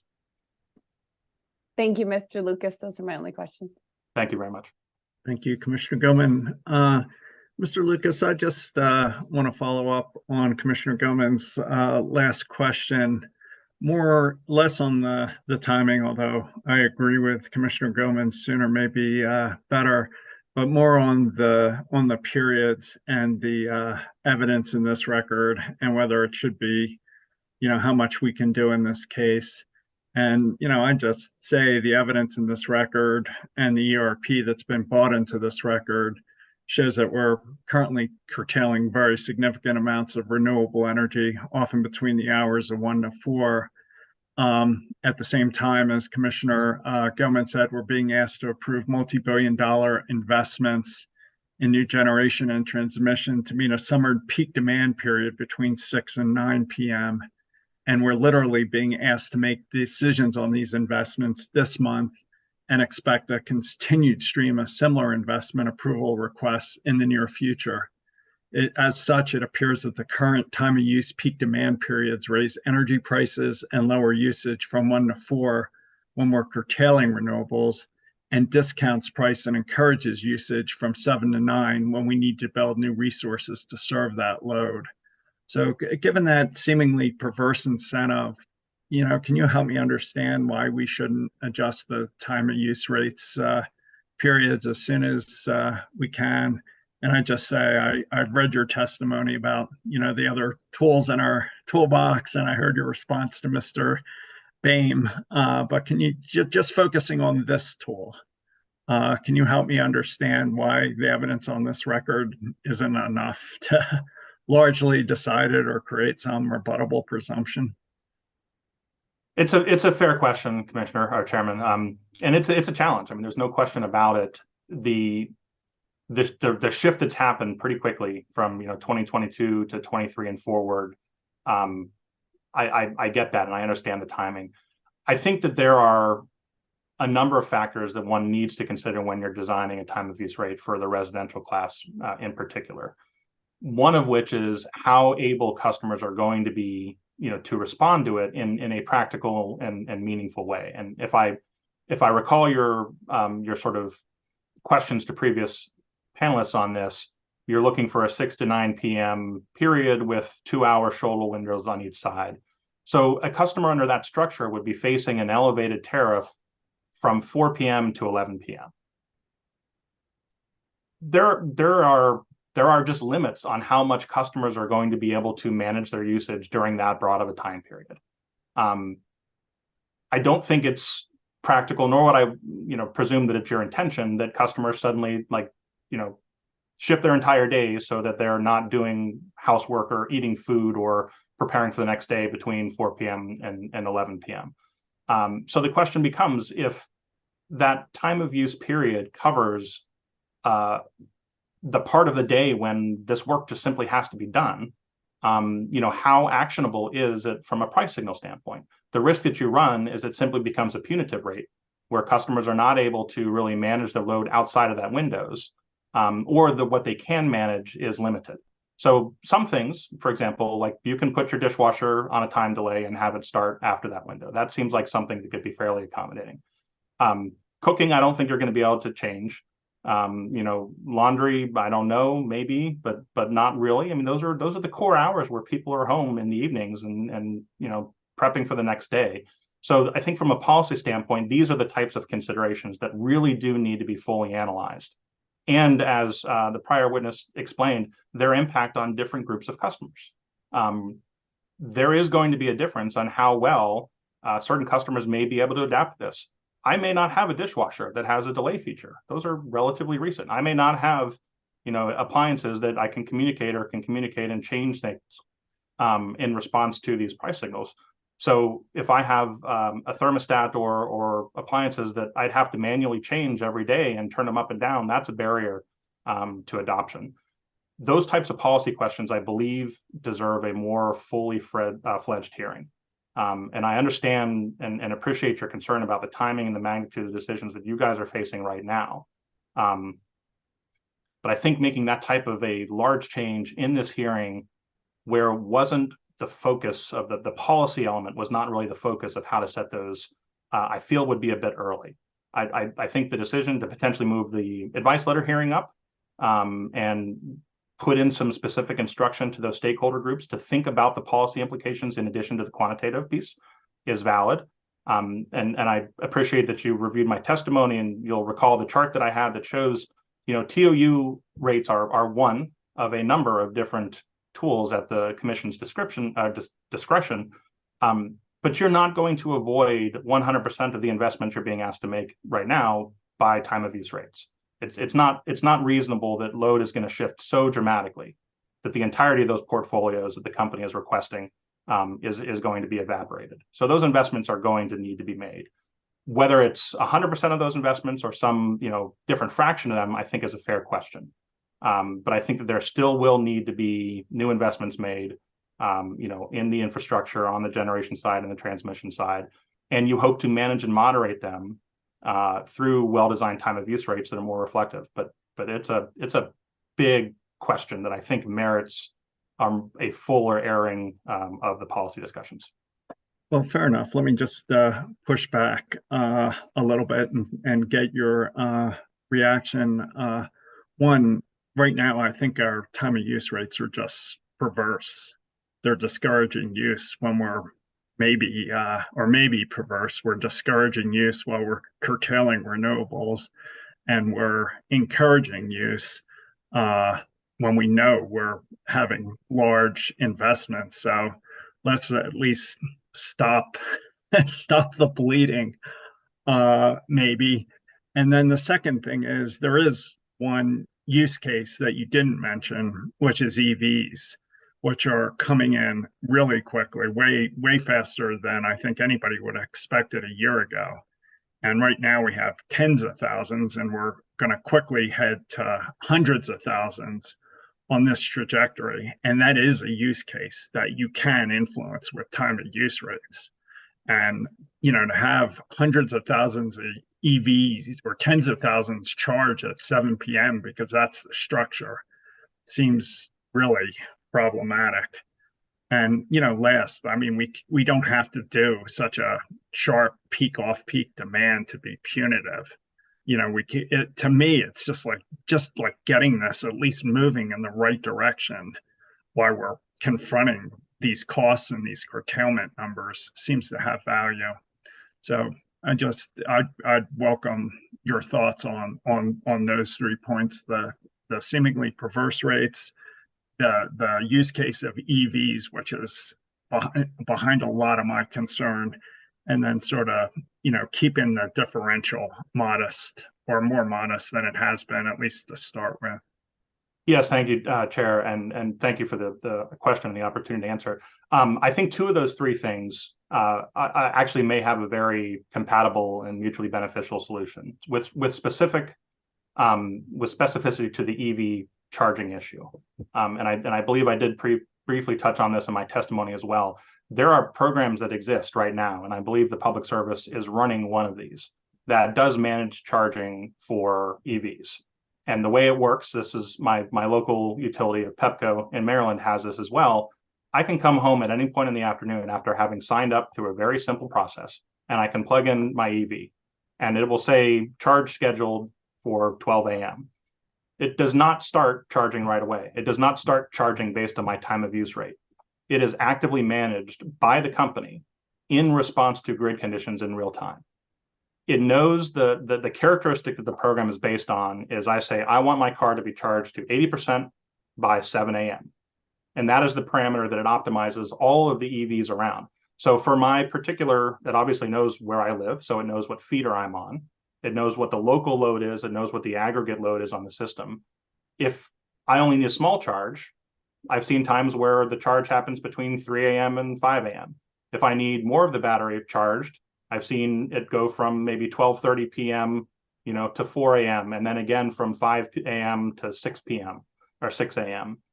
But what's important is that it's actively managing it. It is not hard coded to the time of use period. So you do not have this sudden surge. I agree with you that if that sudden surge happened, that would be a major issue. But that is a completely avoidable issue through this type of managed charging. And in exchange for participating in this, I get a $10 a month credit on my bill. So it's transparent to me. I've been on it for, I think, 18 months. I've never had a problem where when I go out in the morning, my car that I plugged in is not at the charge. And the reason I said it could potentially, complete this nexus between your second one is there's multiple operational characteristics that the company who runs this can optimize against. One of which is renewable energy on your system.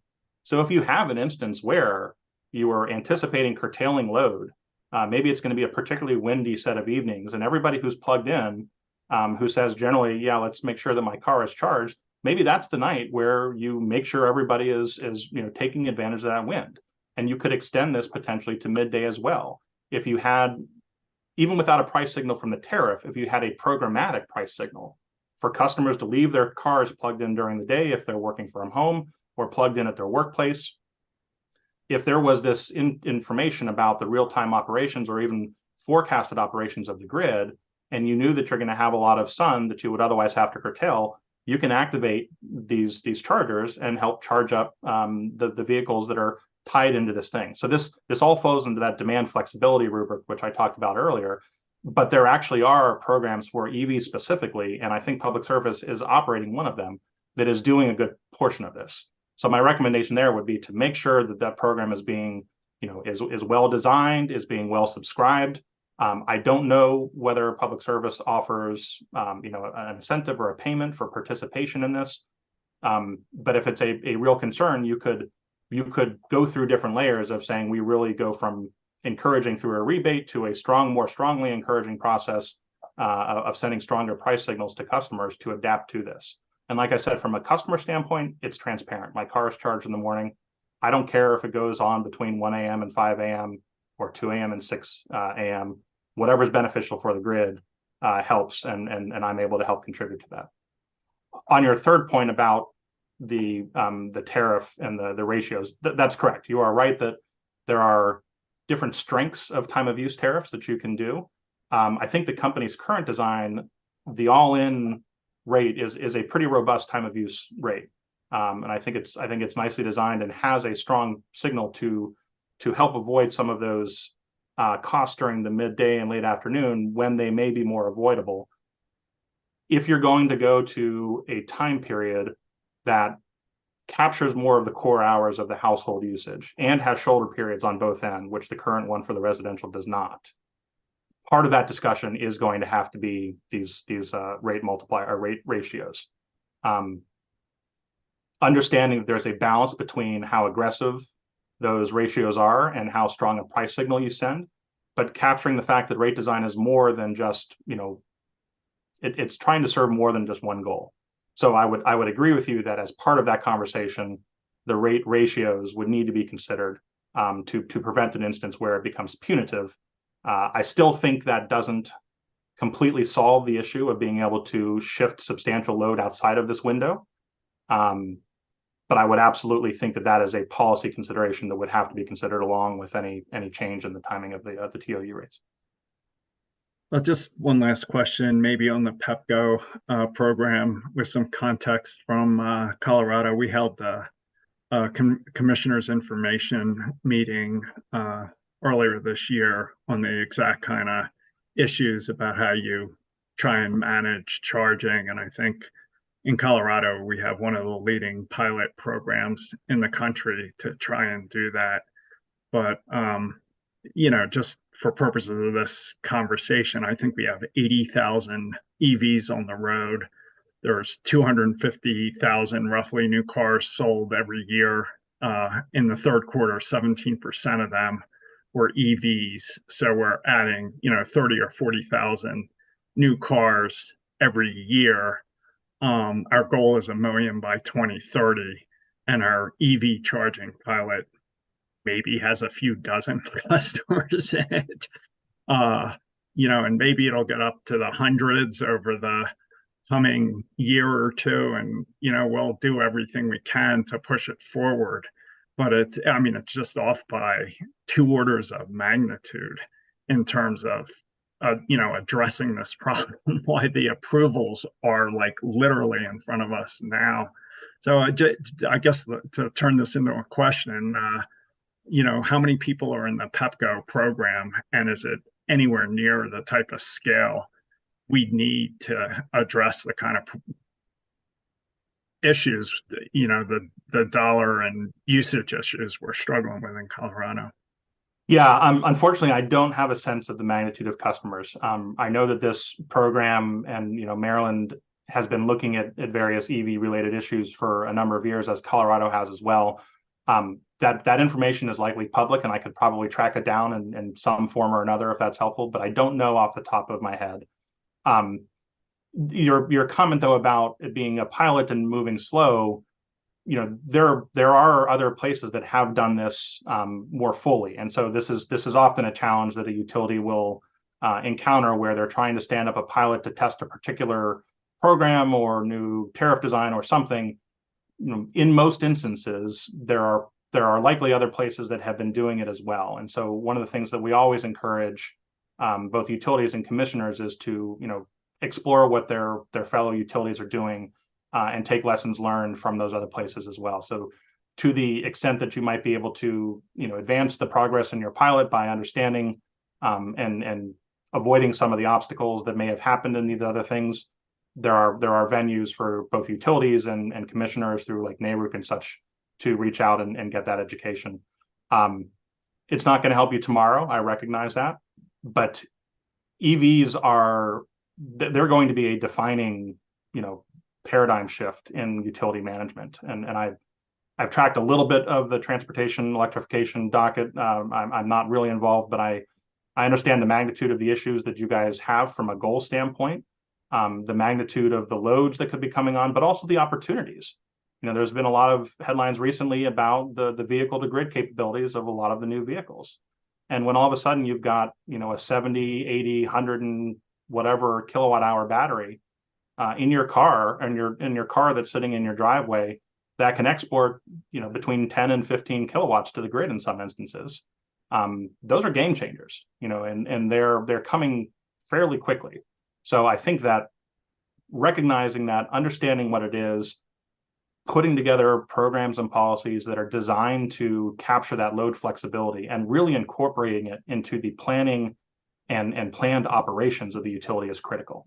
I think you got to get out of, to the extent you can, get out as ahead as possible, not only in EVs, but in virtual power plants, which I know there's another docket that's discussing, residential solar and storage, and just making sure that all these various assets are there to help you when these really sizable changes become to scale up. You're living in interesting times, certainly in Colorado, and I appreciate the challenges of the magnitude of what you're dealing with, and a lot of things are converging. But there are a handful of different tools that I would highly encourage even further exploration of.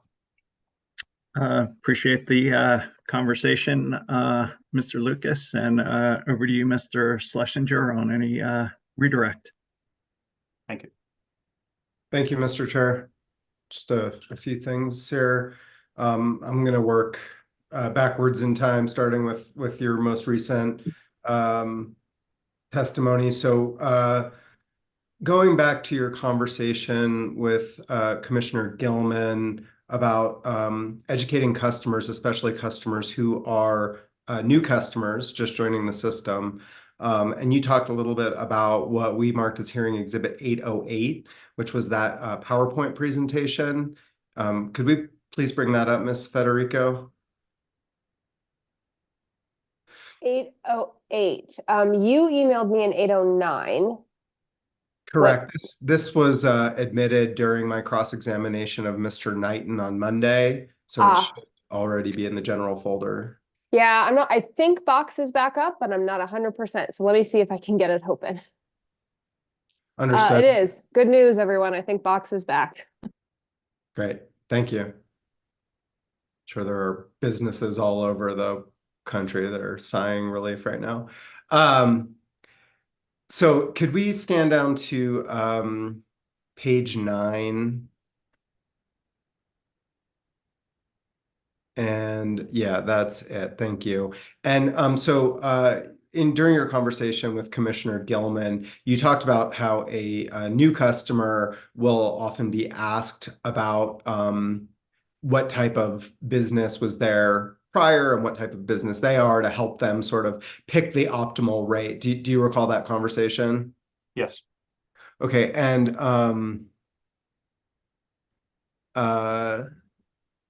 sorry, can we scroll down just a little bit?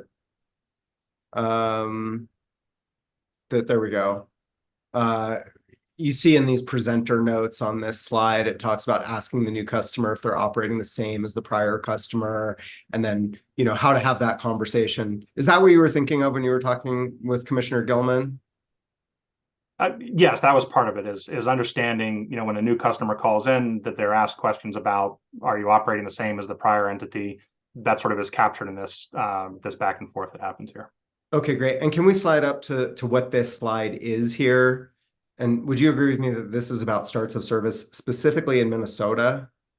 That's correct. And I did remember in initially reviewing this that some states had different requirements that were more detailed, and other states did not have those same requirements. So this one appears to be a more detailed requirement to engage in this conversation in Minnesota, but it does not specifically reference Colorado. Yeah, and actually, do you see that first presenter note there? The second sentence says we need to have a more in-depth conversation during starts about rates in Minnesota compared to other states. I do see that. Great. And can we please scroll down to page 12 of this document? And here it presents a Colorado scenario for starts of service. You see that? I do. And then in the presenter notes, it says Clyde calls in to complete a start of service. After processing his start, what must you advise the customer? And the answer is advise the customer that rate information is available through our website. Do you see that? I do see that. So do you think that Colorado customer service representatives are having that kind of conversation that you were talking about with Ms. Gilman? No, based on this, it appears that the Colorado customer service reps are not required to provide that additional back and forth. And in fact, based on this, says basically go look at our website, which is sort of what I alluded to, that there could be some customer service protocols that are not exactly conducive to optimizing the rate choice of the customer. Okay, thank you. We can take this down. You also had a conversation with Commissioner Gilman about the 15 megawatt limit for SPVTOU. Do you recall that conversation? I do. And I believe that you stated during that conversation that 15 megawatt limit was contained within the current SPVTOU tariff. Do you recall that? I may have misstated that it was contained in the tariff. I believe I made reference to the 15 megawatt as a limitation of the solar rewards program, which is where it is. It is not explicitly contained in the tariff. Yes. Sorry. The 15 megawatt limit that you just referenced, that is a limit on the CNI Solar Rewards program, correct? That is correct. It is in the solar rewards program. It is not present in the tariff itself. And can you explain why there's a 15 megawatt limit in the program? Yeah, that came out of the RES program process and settlement that happened in the last case, where, among other things, the stakeholders were trying to find the balance of capacity in the small, medium, and large, or subsequently CNI tariff, that balanced the available funds that were for those. So the 15 megawatt limit was both a function of the settlement and a function of available funds to provide payments for participating customers. Okay, so just to be clear, the 15 megawatts is a limit on the amount of solar that can receive an incentive payment, right? Correct. Okay. And in agreeing to that, you were part of that settlement negotiation, correct? Yes. And in agreeing to that, was it your understanding that CoSensia was agreeing to anything regarding the SPVTOU tariff? No, they were completely independent issues. Okay. Thank you. You also started your conversation with Commissioner Gilman talking about production meters, and you provided her some figures that we received in a discovery response. I've pre-marked that discovery response as hearing exhibit 809, which I believe is in box, but I also emailed to Ms. Federico earlier this morning. Can we pull that up?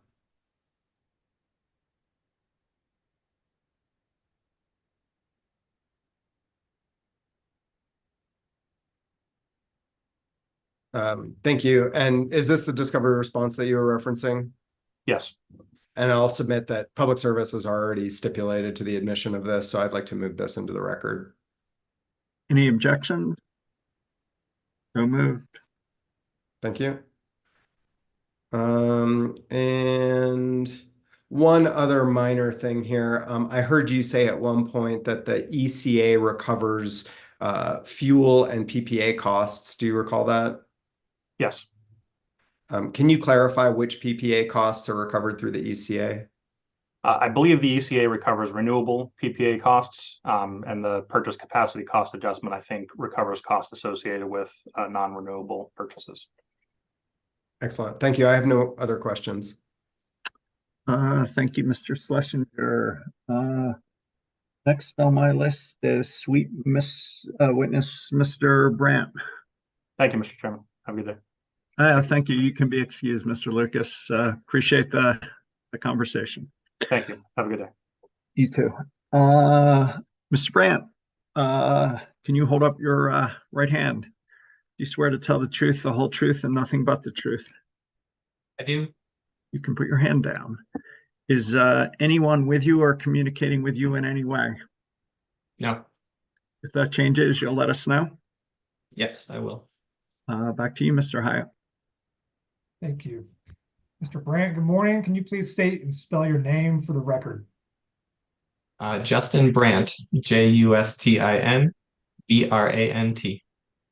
And are you testifying on behalf of the Southwest Energy Efficiency Project, or SWEEP, in this proceeding? Yes, I am. And do you work for SWEEP? Yes. What is your position with SWEEP? I'm the utility program director. And did you file answer testimony on October 20th, 2023, which is marked as hearing exhibit number 1200? Yes, I did. Thank you. For the record, hearing exhibit 1200 has already been admitted into evidence, and Mr. Brandt is available for cross-examination. I have Mr. Santisi, trial staff, Mr. Smith, trial staff. You're up, sir. Thank you, Chair. And can you hear me okay? We can. Okay. Good morning. I guess it's still morning, Mr. Brandt. My name is Assistant Attorney General Ross Smith, and I am one of the attorneys representing trial staff in this proceeding today. I don't think we've had the pleasure of meeting, but it's very nice to meet you. I just have three brief topics. I doubt I'll take all of my time, but I just have three topics I want to cover with you today, all of them regarding the proposal for an electric heat pilot rate described in the testimony you filed on behalf of SWEEP. Does that sound familiar to you? Yes. Okay. So first, we're going to talk about the pilot's proposed $20 services and facilities, which I'm going to just shorten that to S&F for time, the $20 S&F charge. Then we'll talk about the concepts of revenue neutrality, and we'll conclude by discussing fairness as it pertains to SWEEP's electric heat pilot proposal. And if at any point you need me to slow down or repeat a question, please feel free to. I can sometimes talk a little fast. First, we're going to start talking about the S&F charge. And based on your testimony and stated qualifications, is it safe to assume you're relatively familiar with the concepts of DSM and energy efficiency and the programs related to those concepts? Yes. Okay. And my understanding is that SWEEP's proposed heating rate pilot is not designed or intended to encourage DSM or energy efficiency. Is that correct? I guess I wouldn't totally say it's not designed to encourage energy efficiency, but compared to what we usually advocate for, it is a very different rate design, and one I don't propose lightly. Okay. And Ms. Federico, can we please turn to hearing exhibit 1200 Rev 1? And if we can go to page 8, that would be great. And the revised version or the original is fine, but I just say Rev 1 for ease.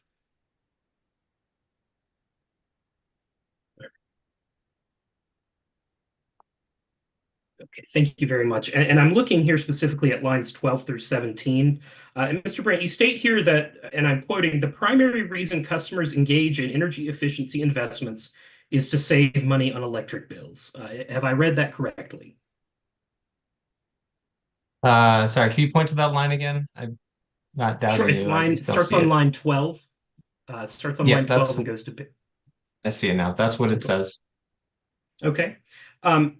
And generally, customers save money on electric bills through energy efficiency investments because presumably, if they use less energy than the variable portion of their bill, that's the energy use multiplied by the variable energy charge, is also lower. Is that correct? Yes. And now if we can, Ms. Federico, go to page 13, line 1.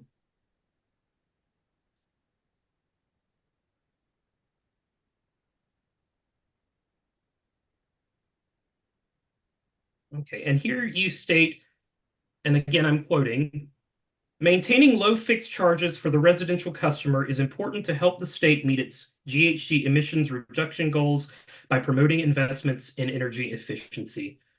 Have I read that correctly? Yes, you have. Okay. And am I also correct that you did not support the company's proposed S&F charge of $8? Is that right? That's correct for Schedule RATOU. Okay. And your opposition to that charge is based on it being too high and running counter to the state's policy goals for energy efficiency. Is that correct? Yes. But would you not agree that the proposed $20 fixed S&F charge proposed in the heating pilot also does not save customers money on their electric bills, right? Sorry, I don't understand the question. Sure, I can rephrase it. The proposed $20 fixed S&F charge in the proposed heating rate pilot rate also does not save customers on their electric energy bills, correct? Well, I guess we don't know whether it saves or not. I mean, I proposed a pilot rate because there's still a lot of outstanding questions about the load shapes of electric heating customers and how they'll respond to price signals. So while I agree that a higher S&F charge in general lowers the volumetric rate, and that can be contrary to energy efficiency, I'd say for this specific class of residential customers, that is a large priority of the state to promote. We really just don't know how they'll respond. Okay. But no matter how much a customer reduced their usage, they would still have to pay the $20 fixed S&F charge under that proposal. Is that correct?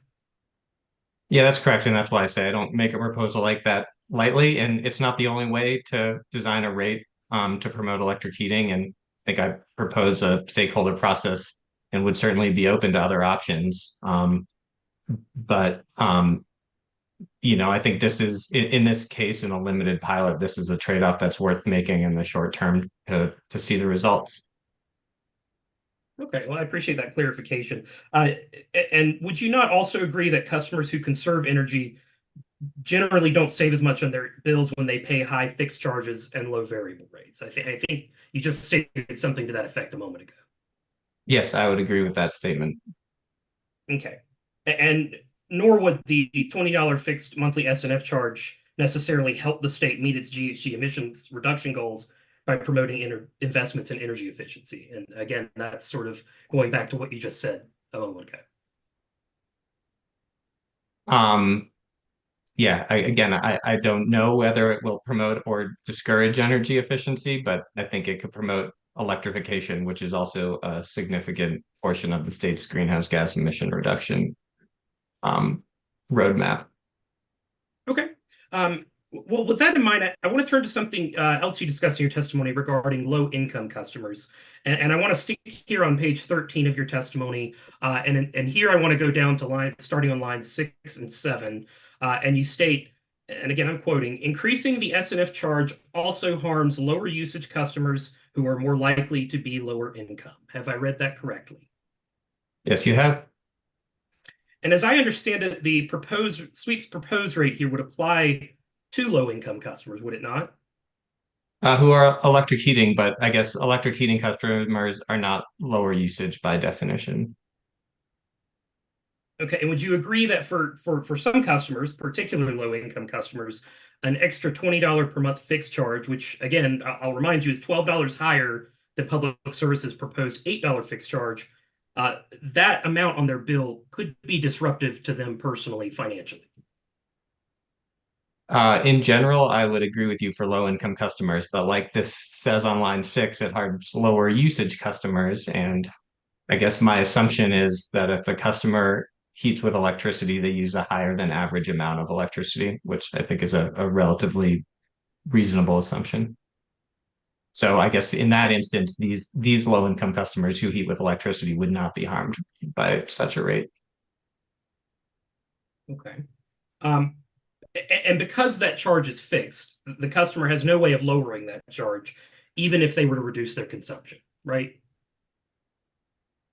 That is correct. Okay. So, and I just want to clarify here. So you argue that fixed charges are particularly harmful to these customers, and that such a fixed charge, we've agreed that such a fixed charge could be potentially more burdensome on these customers. It's your position that Sweep proposes just such a fixed charge in its proposal, correct? I mean, like I said, I argue that an SNF charge harms low usage customers. Electric heating customers are not low usage. So I guess I don't see the conflict there. Okay. That's fine. Now I'd like to turn to, I'd like to go ahead and we can move on to page 19 of your testimony, and I want to go to lines 20 through 22. And I can give us a second to go there.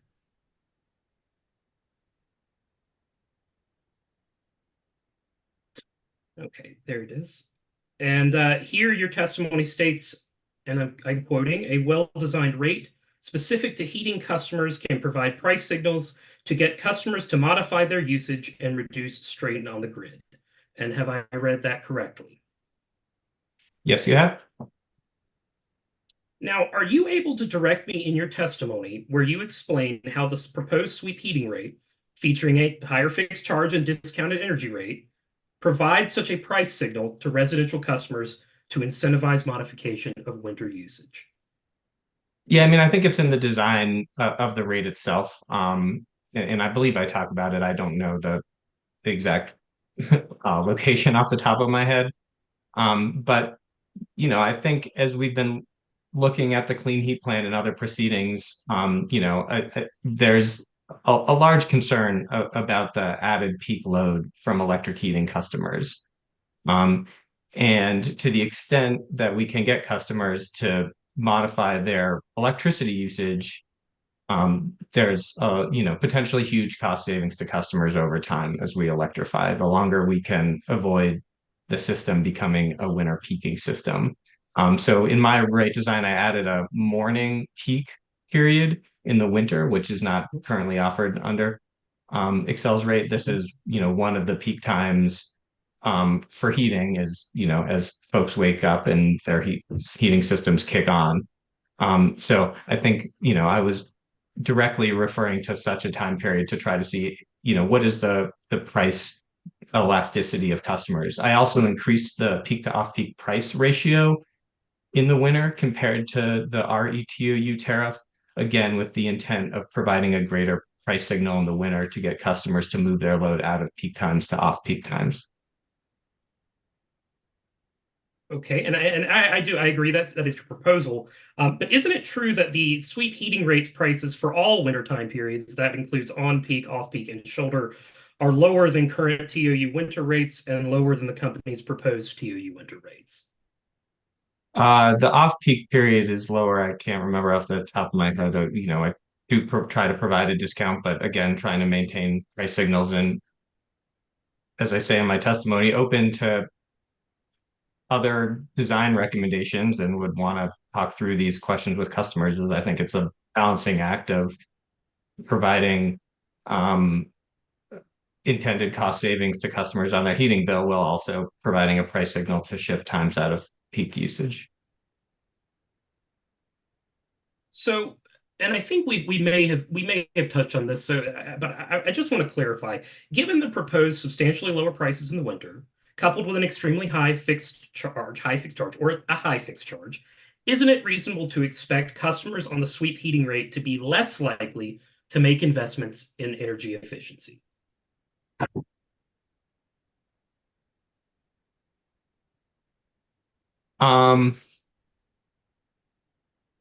Yeah, I mean, I think that's a potential outcome. Again, we don't know. A lot that drives energy efficiency is not just bill savings. That is, of course, for many customers, especially market rate customers, the big driver. But when we think about low and moderate income customers, oftentimes the drivers are more around things like health and comfort.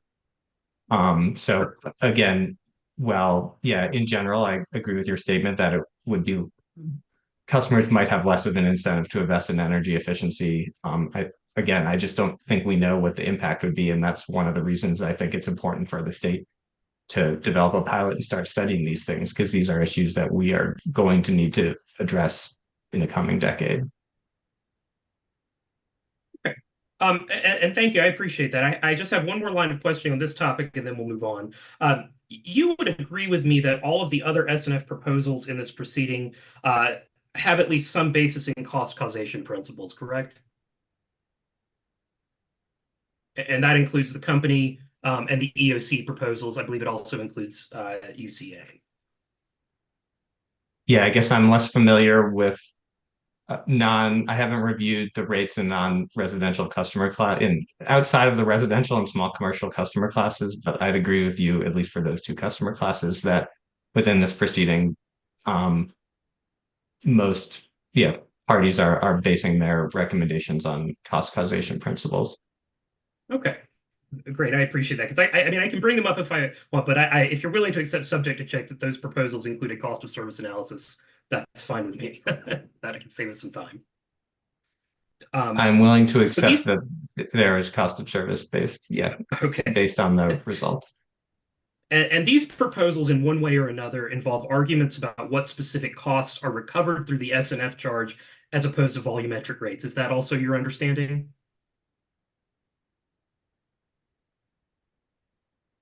Yeah, that's my understanding. Okay. And are you able to point in your testimony where you offer a similar cost basis argument to justify Sweep's S&F charge proposal? I'm not. I think, rate design, cost basis is an important consideration. There's also a number of other rate design considerations which have been talked about throughout this proceeding. And the meeting of state policy goals, I would argue, is one of the most important. So while I guess I assume from a revenue recovery standpoint, higher fixed charges lead to less variability in revenue. So while it may not be directly cost based, I believe my proposal wouldn't hinder the ability of the company to at least collect the customer charges that should be collected through a fixed charge, while also significantly supporting the state's policy objectives. Okay, and I can appreciate that, but you don't justify this particular aspect of the proposed rate on any cost principle in your testimony, correct? I did not conduct a separate cost of service study to develop that my proposal for an S&F charge. And again, I'm open to changes from other companies, from other parties, and discussion on what the appropriate method to set an S&F charge for a rate like this might be. And that would be what I hope we would accomplish as part of a stakeholder process. So based on your testimony here, though, would you say it could be a fair criticism that the $20 S&F charge that is proposed is more or less arbitrary? Jackson, Your Honor, that's an argumentative question. I think it's also been asked and answered. If you could rephrase, that'd be great. We can move on. Mr. Brand, I'm now going to turn to my second topic. I promise my next two are much shorter than that first one, and I appreciate your patience. So my next topic regards revenue neutrality and customer savings. And to do so, I want to start by turning again to your testimony at page 25, line 6, if we can go there, Ms. Federico.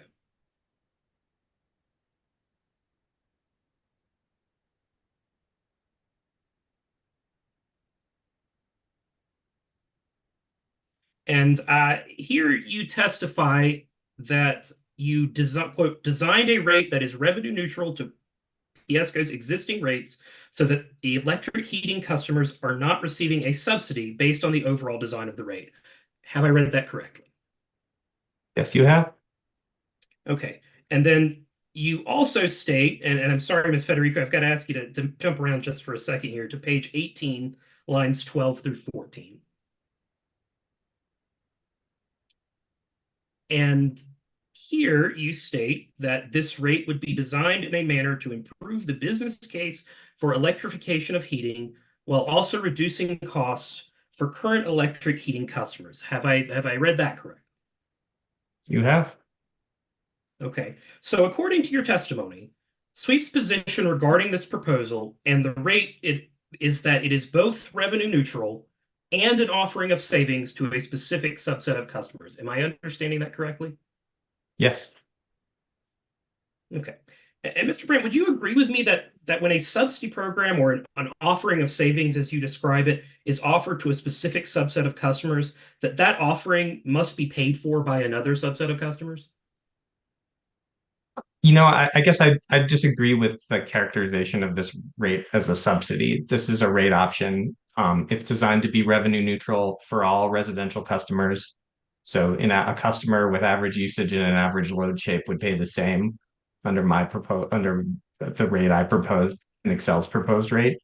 You know, like any rate, there's going to be structural winners or losers. And, you know, I guess it's, you know, without decoupling, it's not necessarily as decoupling goes away, it's not there will no longer be a true up. And I don't know if that's a good policy decision or a bad, but I guess it's unclear to me that if there were savings to customers on a rate like this that I propose, that it would be covered by other customers. And again, I just don't see it as a subsidy. I see it as a rate option. I think Mr. Lucas did a very eloquent job of discussing the benefits of rate options, and this would be one. Okay. And I think I'm done with that topic. So I'll move on to my last one here and hopefully be close to wrapping up. So my last topic I want to turn to is I just want to discuss in general the concept of fairness, if that's okay. Are you aware of any other company residential rates that are designed to favor a specific load type, such as electric heating? There's a number of utilities that offer similar rates for electric heating as I proposed here around the country. I cited to a few of them in my testimony. Sure, but are you aware of any in the state of Colorado by Public Service Company of Colorado? Oh, sorry, I misunderstood your question. That's okay. I think like my counsel has brought up, there's rates for commercial customers with EV charging that are specific to EV charging rates. Yeah, those who have EV charging. Okay, so I guess just to kind of complete the loop there, are you aware of any rate approved by this commission that has favored a specific load type? You do. Okay. Would you mind describing one of those to me, or could you enlighten Like I me? said, there's specific rates that I believe there are already rates in place specific to electric EV charging that favor reduce the demand charge and increase volumetric rates and favor them over other members of the same rate class. But not for residential rates, correct? Residential rate customers have two options right now. And there will be structural winners and losers on each one, and customers are free to make the choice of whichever rate they think will work best for them. Okay, but again, just one more time, I'd like just a yes or no. Are you aware of any other company residential rates in the state of Colorado that is designed to favor a specific load type, such as electric heating? When we talk about residential rates, no. Okay, thank you. So I have just one more set of questions here, and I want to just go real quick to page 20, line 17 of your testimony.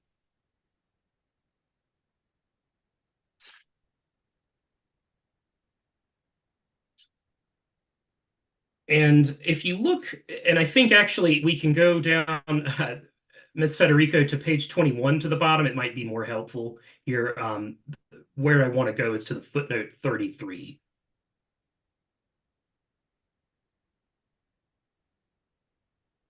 Okay, and if you look there at footnote 33, you cite to a 2023 white paper entitled Heat Pump Friendly Cost-Based Rate Designs. Do you see that?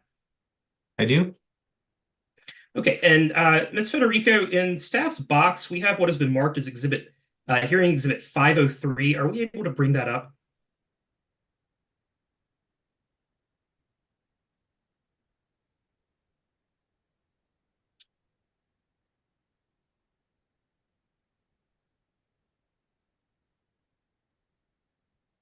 And Mr. Brandt, if I told you this was the same document you cite to there, do you have any reason to dispute that?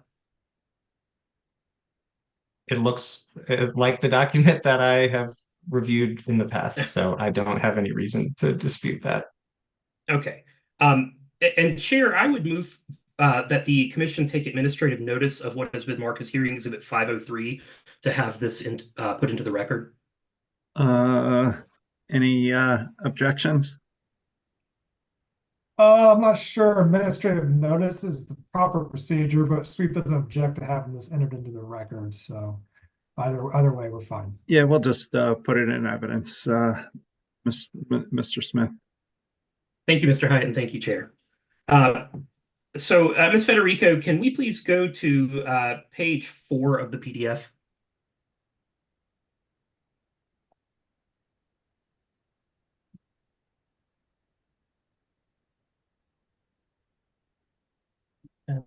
Let me make sure I've got that page correct here.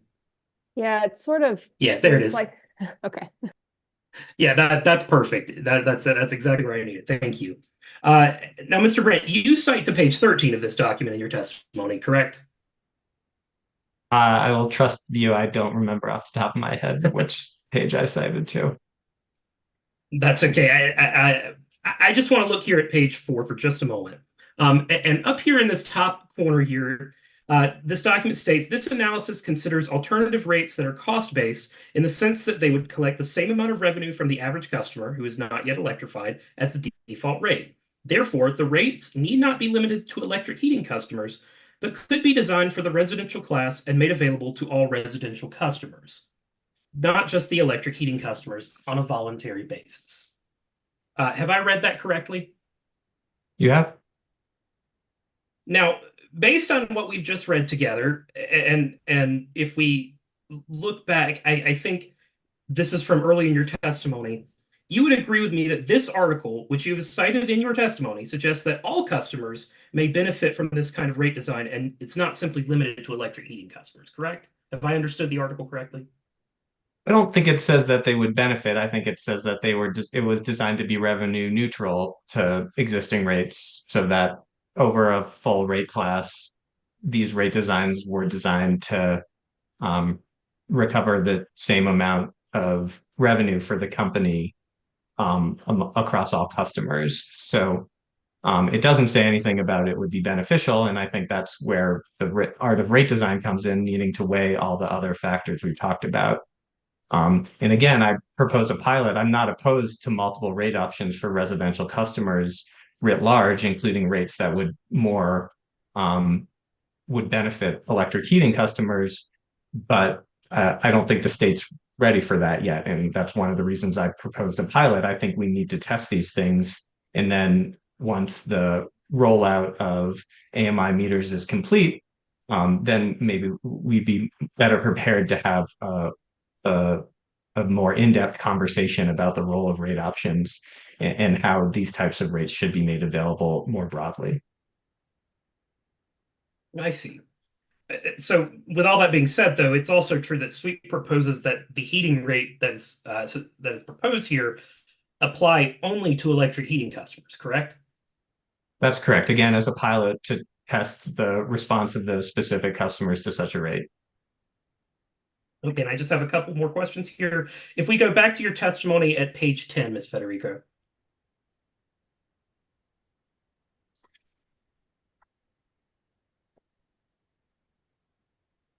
And I'm sorry to make you jump around so much. And if we can go down to lines 6 through 9. Okay, and here you state that the impact of rate design on beneficial electrification customers is a little more complicated. Have I read that correctly? Yes, that's what it says. Okay, so your argument here is that BE customers are uniquely impacted by the rate design, correct? I wouldn't say unique. I think it's just more complicated than with energy efficiency, where a lower fixed charge and a higher volumetric rate increases the generally increases the business case for energy efficiency investments. Okay, and in your words, it's a little more complicated, right? Exactly. Yes. Okay, and these customers, would you agree, are uniquely positioned to benefit from a high fixed charge, while a quote, if we can say a non-BE customer, an ordinary customer, quote unquote, would not benefit? Is that correct? Yeah, I mean, I think any high usage customer will generally benefit from a higher fixed charge, so it's not unique to electric heating customers, but they are generally higher usage, so they would be likely to benefit from such a rate. But again, we don't know in Colorado whether they would pay more or less, which is why I think a pilot's important. But I think if we've taken everything we've read so far, this complication, as you describe it, couldn't that apply to all customers as well? It doesn't necessarily just apply to BE customers. I guess I'm not totally clear on what complication you're talking about. Sure. So as you described, isn't it also true that the proposition that customers can benefit from higher fixed charges, that could apply to all customers and not simply to BE heating customers, right? Like any rate, there's going to be winners and losers on a rate. So any rate we design is going to have people who pay more and people who pay less. Nobody's average. So by that reasoning, couldn't it also be true that the discounts proposed should also be offered to all customers as well? Again, I'm not opposed to offering multiple rate options to customers if I haven't heard staff support such an option before, and I believe Mr. Fuller specifically opposed that in earlier in this same hearing. So I'm not opposed to rate options, and if we wanted to offer such a rate to all customers, I would not oppose that. Okay, and yet at the same time, your argument is that all residential customers should have rates with higher fixed charges, correct? I did not say all residential customers should have rates. What the default rate is and what optional rates is a complicated question. I would not propose a rate like this as the default rate for all customers. Okay, and again, just to quote from your testimony, and we don't need to go there, but because we've already gone to it, but you say that maintaining low fixed charges for residential customers is important to help the state meet its GHG emissions goals by promoting investments in energy efficiency. Is that accurate? That's correct, and that's why I think the default rate, which is RETUU in this state, should have a low fixed charge. Okay. Mr. Brandt, I will let you go. I think I have, I really appreciate you sitting with me and talking with me. This has been really great. Commissioners, I have no further questions for Mr. Brandt. Thank you, Mr. Smith. Commissioner Plant, any questions for Mr. Brandt? I do not have any questions for Mr. Brandt. Thank you. Commissioner Goman. Hi, good morning, Mr. Brandt. Good morning. So real quick, you've advocated to keep the TOU time period the same. And I understand your reasoning for that. If the commission wanted to move to a fall 2024 advice letter filing to move up the TOU rate review, as I've discussed with a few other witnesses, would you have any recommendations about that process or data to be made available if we sped that process up for review? Yeah, I mean, I think in addition to the debt on, the appropriate time of use timing, I think, from the TOU proceeding, Sweep was very, just concerned about the customer experience in rolling out rates and the company's education. We're one of the biggest default time of use rate rollouts in the country. I think other than California, we were one of the first states to go there. And I think so far it seems like a success. We have very low opt-out rates of, 1% around there. So, I just think we need to be cognizant about how customers are rolling onto the rates and their experience. So, well, I guess I don't disagree that the, economics and the system, and there's certainly drivers of large costs that the chairman has been talking about need to be considered. I think we also need to be very cognizant of the customer and the customer experience. So I guess I would just say, as part of that proceeding, I think it's important to require significant education and outreach plan, as well as thinking about making sure we're not, that the last tranche of customers who roll on to the RATOU rate are then not sort of immediately switched to another rate, which I think would be very confusing. So I guess that would be my only concern about moving that date up, would be for, a subset of customers that just might have a confusing or bad experience, which again, we want to avoid. Thank you. Appreciate that. So in your proposed pilot electric heat rate, if, and I understand staff's objections to narrowing it to electric heat customers, but if you did, how would the utility verify that a customer has electric heat? Yeah, that's a good question. I mean, I think with, customers would need to be on AMI with this rate, and through load disaggregation and other software, that it should be fairly easy to verify that customers have electric heating. We'd also, they have them, I guess, likely attest to the fact that they're, getting the majority of their heat from electricity. Okay. And it seems like the main benefit you're trying to get is basically a low off-peak rate, where you could do the majority of your heating off-peak, and therefore get a net savings benefit. I mean, is that fair? Like, big picture wise, what are we trying to get a fairly low off-peak rate? Yeah, I'd say, I'd say lower volumetric rates in the winter in general. Off-peak definitely, but I think a lot of, I'm interested in seeing how flexible winter heating load is, because I think the general thought is it's not super flexible, but again, we have very little information to say one way or the other. So yeah, I guess it's a good characterization, low off peak, but I think there's also a benefit to lower on peak rates. Okay.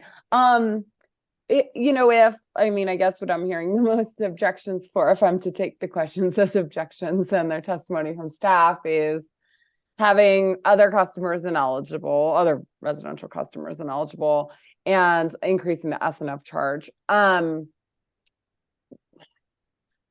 Could you look at just a much more aggressive kind of higher differential TOU rate, maybe as a starting point to kind of do some of this load research or piloting? Doesn't have to be exclusive to electric heat customers. Perhaps adding that morning peak to deter. I mean, the part of your analysis that's probably going to be the most troubling to a utility is taking a normal customer and moving them from a 6 kilowatt peak to a 21 kilowatt peak. Understanding, yes, that happens in the winter. You get enough of those pancaking, we're going to be building out infrastructure for that.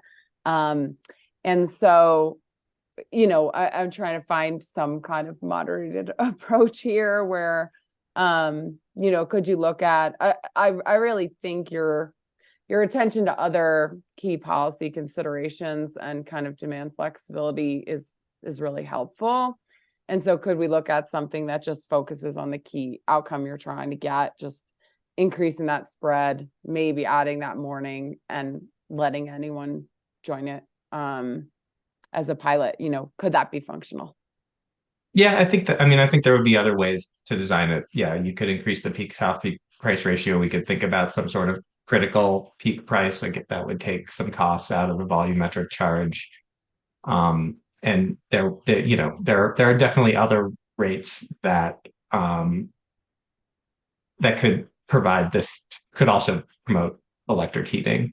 So yeah, I don't dispute that, and I think a increased peak to peak price ratio would certainly be one way to do that. I guess just briefly on the peak load piece, I do say in my testimony, I think that's one of the limitations of the data set I use. I don't think that 21 kW it's not realistic, and that part of that is I use the res stock model, which is an NREL model, and my understanding is they just basically look at sort of BTU heating needs, and then they figure out, they convert it to kilowatt hours or therms of natural gas use in that's it's likely not that high. I think usually you don't see more than 10 kW of backup heat, so it's a 10 kW increase. So just wanted to make sure I clarified that. Okay, that's helpful.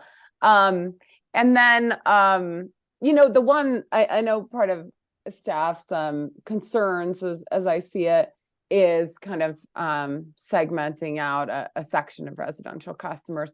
The one I see as potentially actually being unique is potentially ground source heat pump customers, whereby they kind of provide these additional sales benefits to the system, but without the dramatic peak that you're showing in your data set that would be attributed to electric resistance heat. They also hypothetically would be off the gas system, thereby removing some costs on that side of the equation if you look all in at the energy system.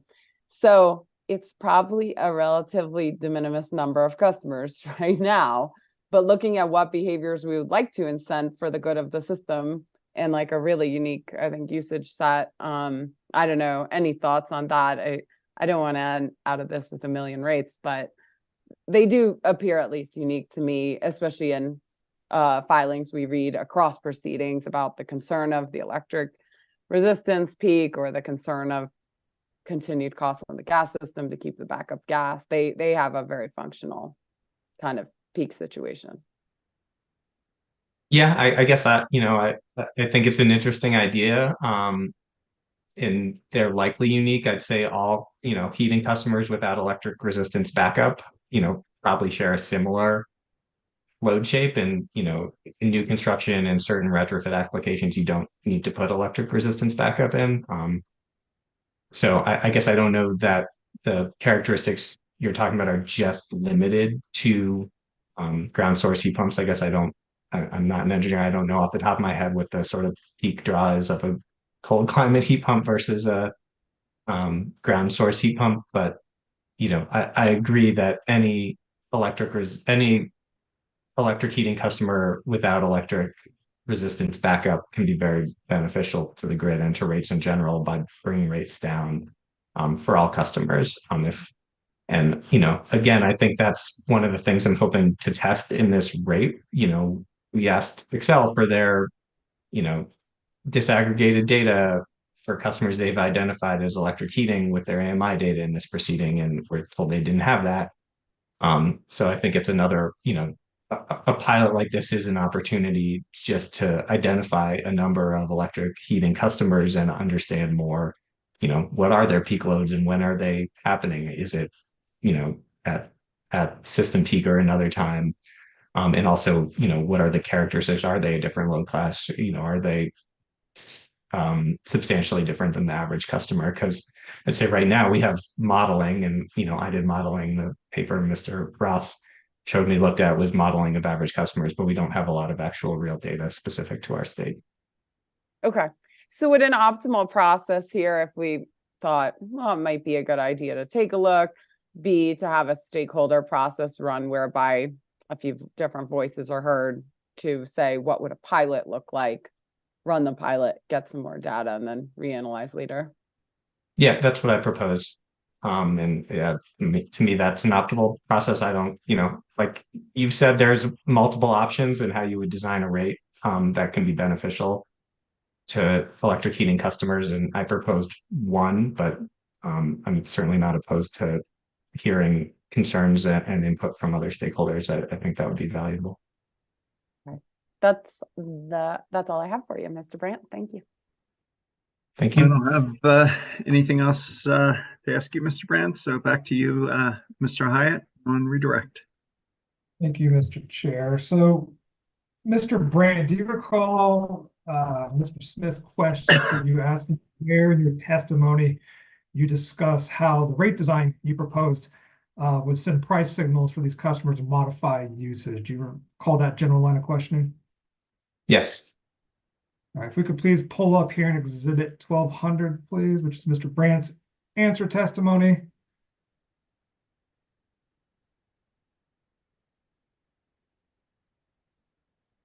And if we could go to page 26, please. So, Mr. Brandt, at the top of this page, table JB3, does this portion of your testimony provide the details on the rate design you have proposed as a starting point for these discussions? Yes, this contains the sort of rate design details and the rate I proposed in the sort of details I was alluding to with Mr. Smith. Okay, thank you. And do you recall a series of questions from Mr. Smith about the fact that the $20 per month S&F charge you see here might create a disincentive for energy efficiency? Yes, I do. Was your answer, yes, it might create a disincentive, but bill savings aren't always the sole driver of customers implementing energy efficiency? Is that correct? Yes, that's what I said. So why, given the Southwest Energy Efficiency Project's mission to promote energy efficiency, why is SWEEP proposing this pilot rate in this case and believe this would be a good policy choice for the state of Colorado? Yeah, like I said, it's a proposal I do not take lightly because it goes against years of the position of SWEEP. But I guess I have a few, I think as the state ramps up electrification to meet its emission reduction targets, the business case for electrification is going to be imperative. And especially when we're talking about low and moderate income customers. So with all the Inflation Reduction Act funding that will be coming that is really exclusively focused on low and moderate income customers, there's going to be significant amount electrification in that segment. And, those customers cannot afford rate increases. But if they're the ones left on the gas system at the end of the day, that is, they'll be left holding a bag for significant stranded assets. So, I think just to me, it's important to think about the rate impacts of electrification, especially for those customers, and thinking about if there are ways to mitigate them to ensure that, bills are not increasing as customers electrify, or if they are, or staying very close or decreasing. So, I think to me, this type of rate design is is something we need to think about and study and understand, because there's trade-offs in terms of energy efficiency and other benefits to the system, but it's important to understand how something like this would actually work in the field as we move towards our 2030 and beyond emission reduction targets. Thank you. That's all the questions I have, Chair.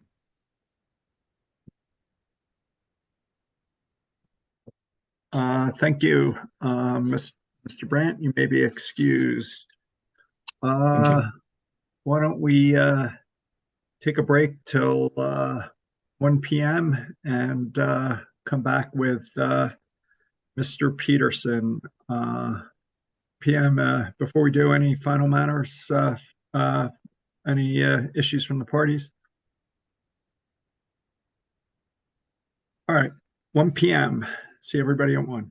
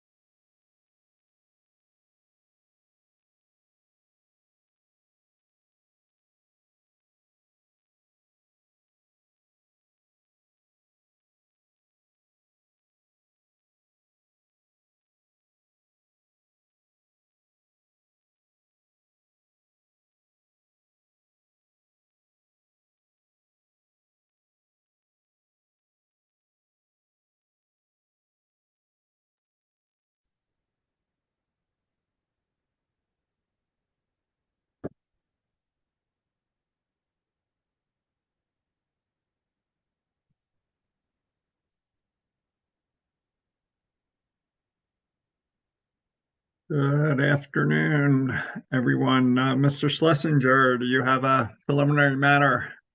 Very quickly, thank you. I need to excuse myself for the rest of the hearing today. Mr. Lucas will be on, and I'll certainly check the YouTube channel for any procedural updates, but I just wanted to make sure that there was nothing specifically that you were going to need from me before I excuse myself.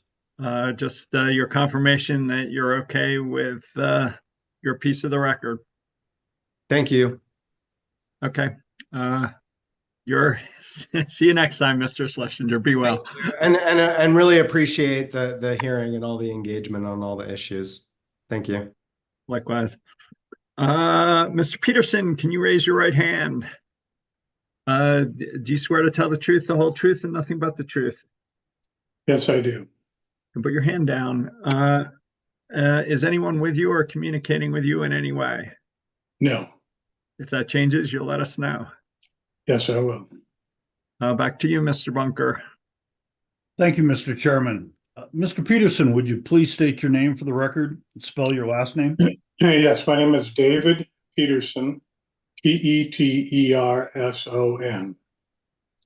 And would you please identify your employer and position title? Yeah, I'm the president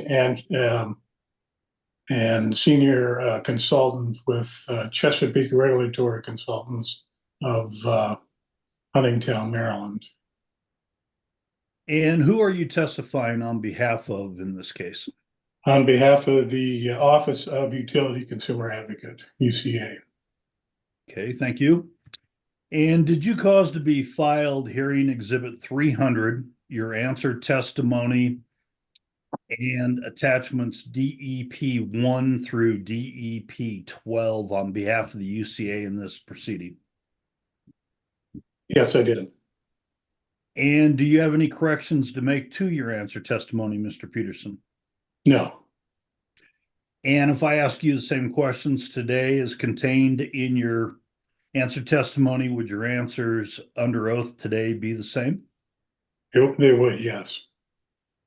And with that, Mr. Peterson's answer testimony, hearing exhibit 300 and attachments DEP 1 through DEP 12 have already been admitted. And Mr. Peterson is ready for, or available rather, for cross-examination. Ready or not, Mr. Peterson. Here we go. Mr. Rushloff, I got you for 60 minutes on a Friday afternoon. So Friday afternoon after lunch, the best slot, right? Yeah. Okay, thank you. We'll try to see if we can do it in under 60 minutes. I think we can. Good afternoon, Mr. Peterson. My name is Austin Rushoff. I represent the Colorado Energy Consumers, or CEC, in this proceeding. It's nice to meet you. It's my pleasure. Thank you. I want to start with just talking about some foundational cost allocation principles. You believe that customers should be responsible for the costs they cause to be incurred on the system. Is that correct? That's the main purpose. There's also the benefits received from certain actions should be reflected in the cost allocation as well. It's not just the cost, but the benefits should be reflected in the cost allocation. Okay, and on your answer testimony on page 7, you stated that, we can pull it up if you'd like, but you stated the fundamental principle underlying cost allocation studies is that costs are attributed to customer groups based on the cost to serve those groups or on the relative benefits received by the groups. That's your testimony, correct? Yes. Okay. And conversely, would you agree that customers should not be responsible for costs they do not cause? In most cases, that's probably true. There may be instances where no one customer class causes the cost, but together they share responsibility in the cost. Yeah, that's part of the allocation of joint and common use plant. Is that you can't attribute all costs to specific customers. Okay, fair enough. Let's discuss your proposed cost allocation methodology in this case.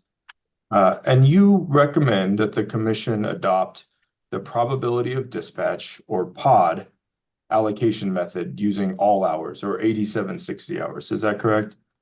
Yes. Okay. And you're okay this afternoon if when we use the term POD or POD method, we're referring to the all hours method? Yes, that's fine. Okay. In your testimony, we can pull it up here if you want, hearing exhibit 300. And I'll go to page 13, please. Do we have Miss Kunkel this afternoon, or? Yeah. Yes, it's Stephanie Kunkel. Okay. Excellent. Thank you very much. So they're on line 9. Let's see. You state that the POD all hours of the year allocation method has been discussed in industry literature for at least 3 decades. Is that right? Yes. Okay. And are you aware of any regulatory jurisdictions that currently use the POD method? I haven't surveyed all of the utilities to answer that question. Okay, but you're not aware of any? As I said, I haven't surveyed them. I wouldn't know until I did. Okay. Were you listening to the hearing yesterday when Mr. Chernick was on the stand? Yes. Are you aware that he testified that he wasn't aware of any utility commissions that currently use the POD method? Yes. Okay. Critics of the POD method, which in this case include the company, CEC, some other interveners, point out that one of the issues with the POD approach is that it is effectively an energy allocator. Are you aware of those criticisms? I've read those criticisms, yes. Okay. And I'd like to, Ms. Kunkel, please pull up hearing exhibit 109, which is company witness Mr. Klingeman's rebuttal testimony.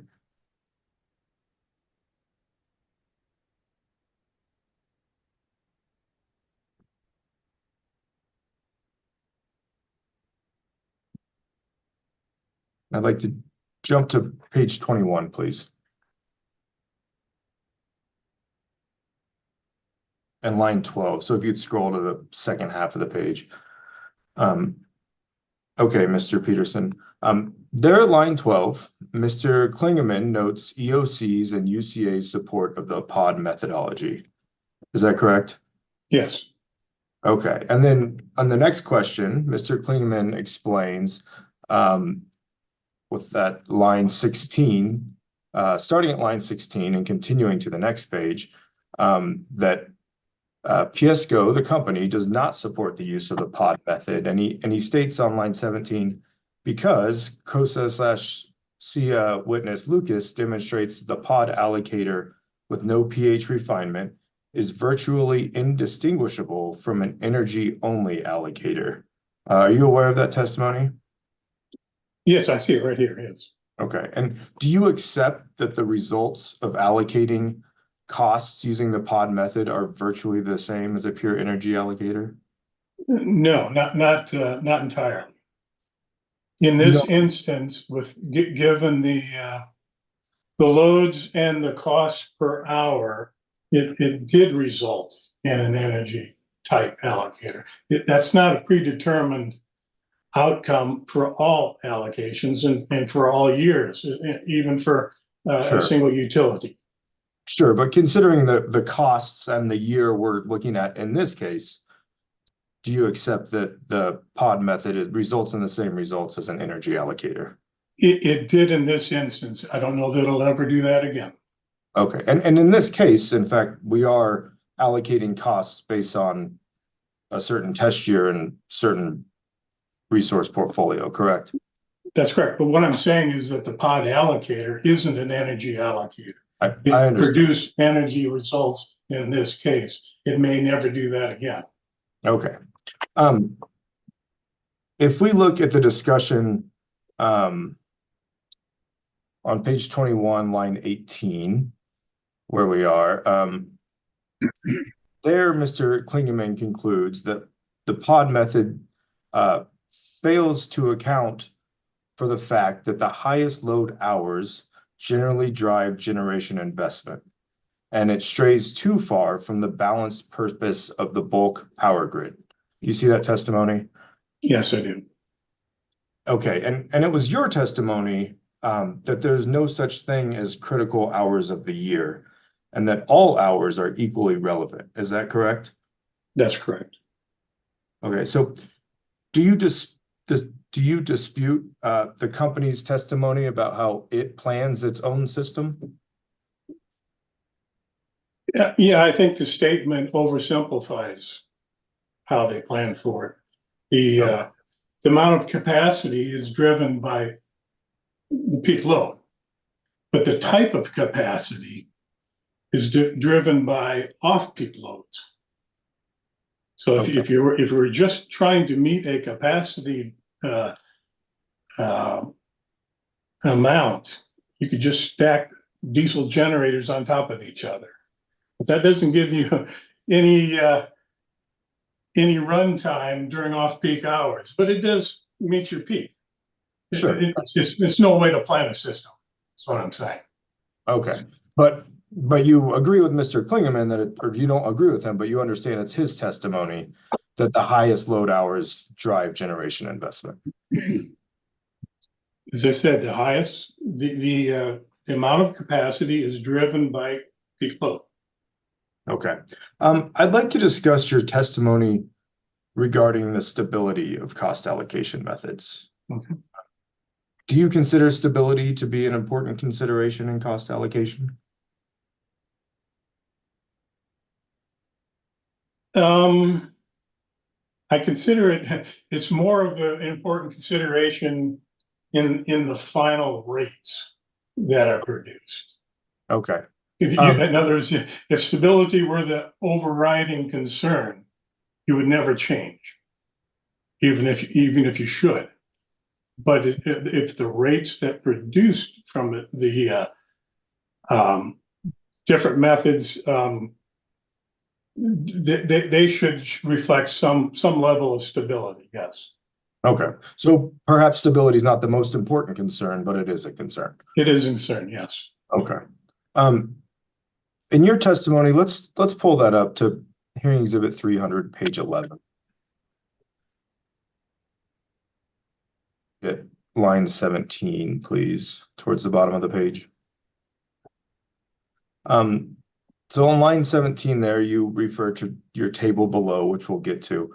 And you assert that the table shows the unstable results that have been produced by 4CP AED method in this case, and in Piasco's last two phase 2 rate cases, 2016 and 2020, correct? Yes. Okay. Let's please scroll down to the next page where we see table DEP1.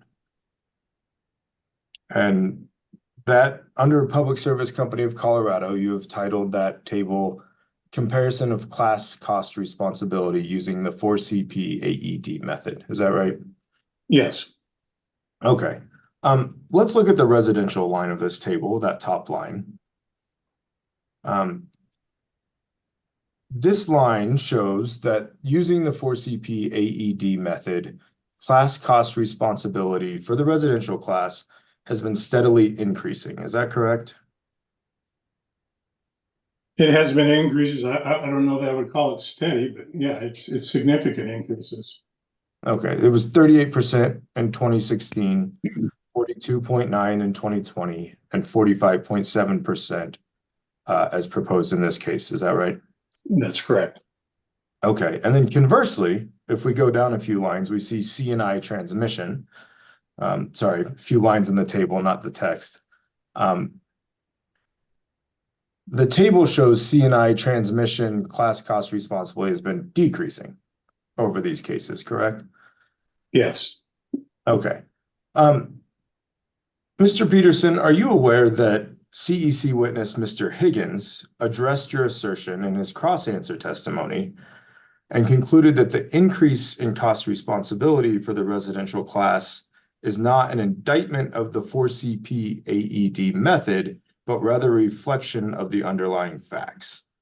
Did you see that testimony? Yes, I did. Okay, and if we could pull up hearing exhibit 401, which is CEC witness Mr. Higgins' cross-answer testimony.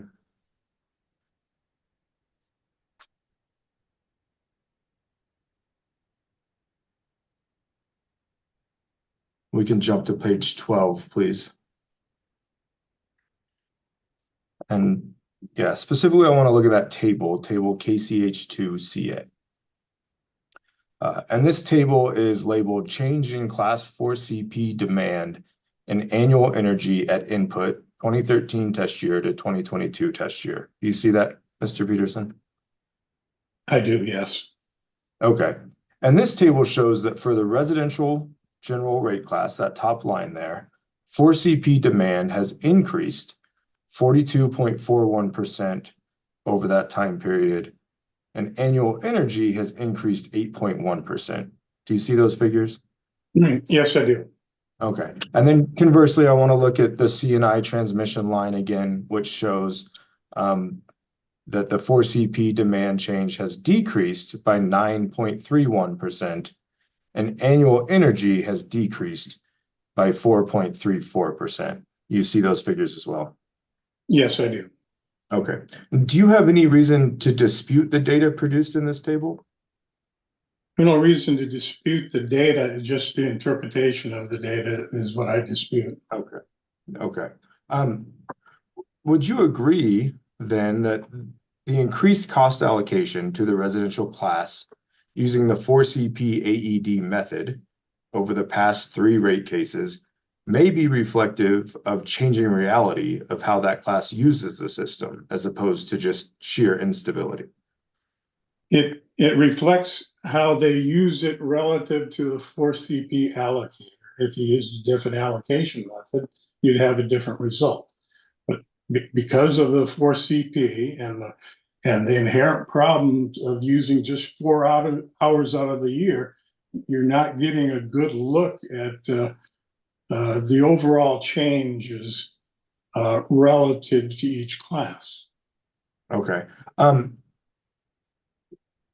Okay. Thank you. I'd like to pull hearing exhibit 109 back up, Mr. Klingeman's rebuttal testimony, page 22. And yeah, line 3, thank you. The question there states, are there other reasons to oppose the pod method? And Mr. Klingeman's answer reads, yes, employing the pod allocator would dramatically alter underlying class cost responsibilities, violating the stability principle. Do you see that? Yes, I do. Okay, and then Mr. Klingeman continues, for example, the residential class's present cost responsibility, excluding the revenue requirement adjusted ordered in the 2020 phase 2, is approximately 44.4%. Use of the pod allocator would reduce the residential class cost responsibility to 39.5%. This result is further undermined because it is inconsistent with the significant growth in that class over the past several years. Did I read that testimony correctly? You did, yes. Okay. I'd like to change topics a little bit and ask you a few questions regarding your testimony on the stratification allocation method. And to begin, you discussed stratification in your testimony, but ultimately you did not recommend the commission adopt that method. Is that right? That's correct. Okay. And we can pull up your testimony, page 24.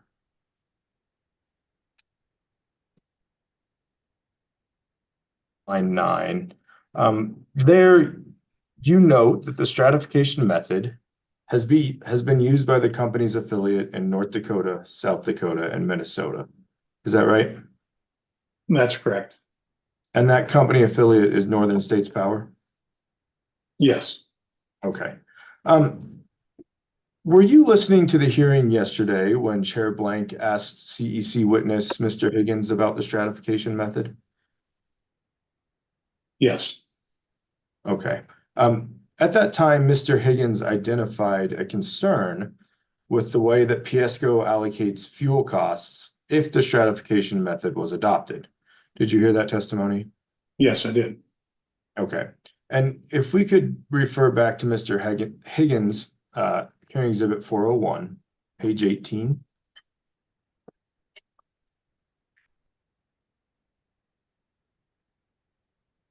Okay, beginning on line 4, Mr. Higgins discusses how fuel costs are currently allocated across the company's customer classes. And he concludes on line 9 there that the bottom line is that each class pays the same cost per kilowatt hour for fuel expense through the ECA, adjusted for losses and time of use differentiation. Do you see that statement? Yes, I do. You don't dispute that testimony about the ECA, do you? No. Okay. On line 16, if we could scroll down. Mr. Higgins continues to discuss how the stratification method provides for a greater cost per peak kilowatt to higher load factor classes, such as C&I primary and C&I transmission, relative to lower load factor classes, such as residential and small commercial. Do you see that testimony? Yes, I do.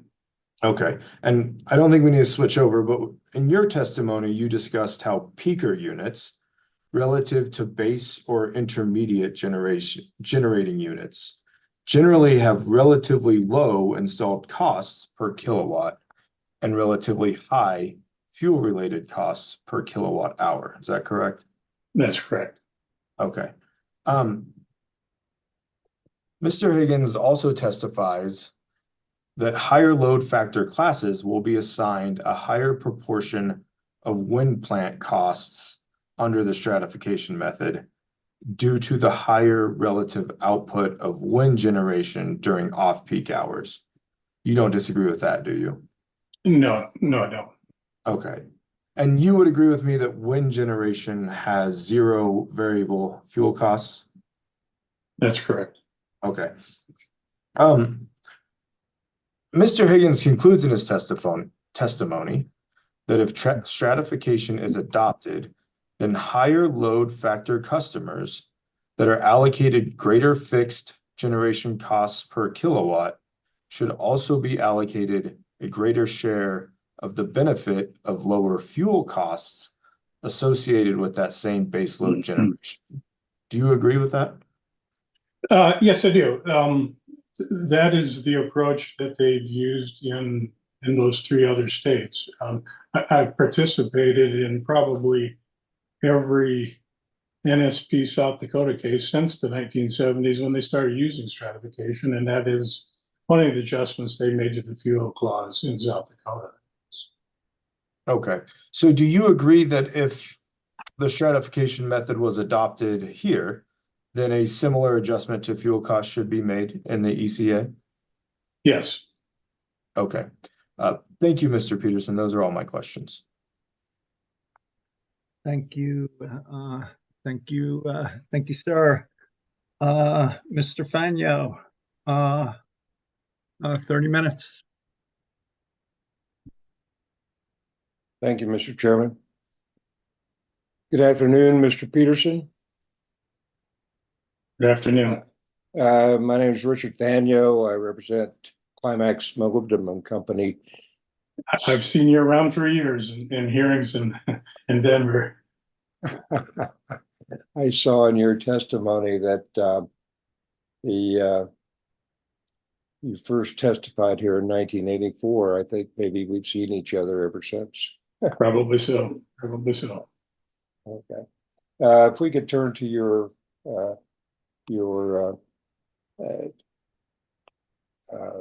answer testimony, Exhibit 300.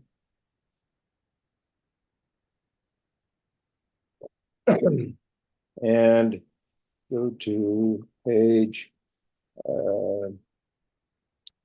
8.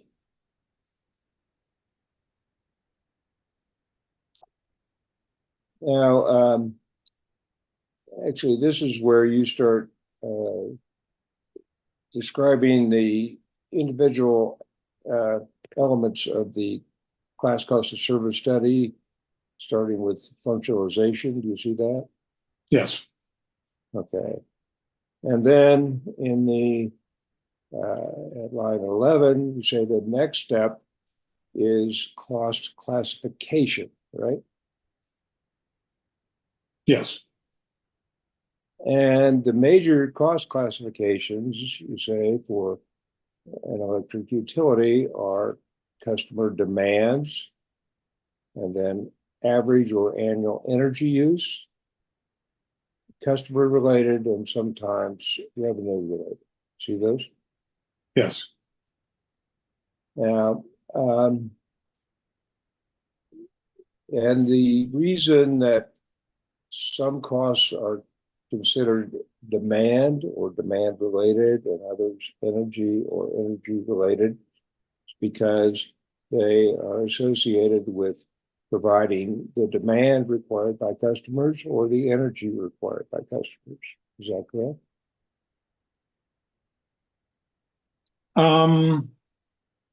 In a general sense, yes, that's correct. Yes. Okay. And you're familiar with Mr. Chernick's testimony, right? Yes. And he, in his testimony, he cites a company discovery response that says in the POD method, they skip the classification requirement, right? It's not skipped, it's just combined into two steps into one. So both the demand and energy are considered in the allocation process of the POD method. So they're combined, they're not differentiated, right? That's correct. And so there is no, in the POD method, no allocation of costs that would otherwise be related to demand on the basis of customer classes demand requirements, right? I don't think I understand the question. Can you say that again? Okay, well, let's just go back a step. Because the costs that are considered demand related and those that are considered energy related are combined, there is for only the production plant. For production plant, okay, accept that. Since those two are combined, there is no basis to attribute the demand requirements by class to the demand related production costs, right? Yeah, that's what we're doing in the whole allocation process, sure.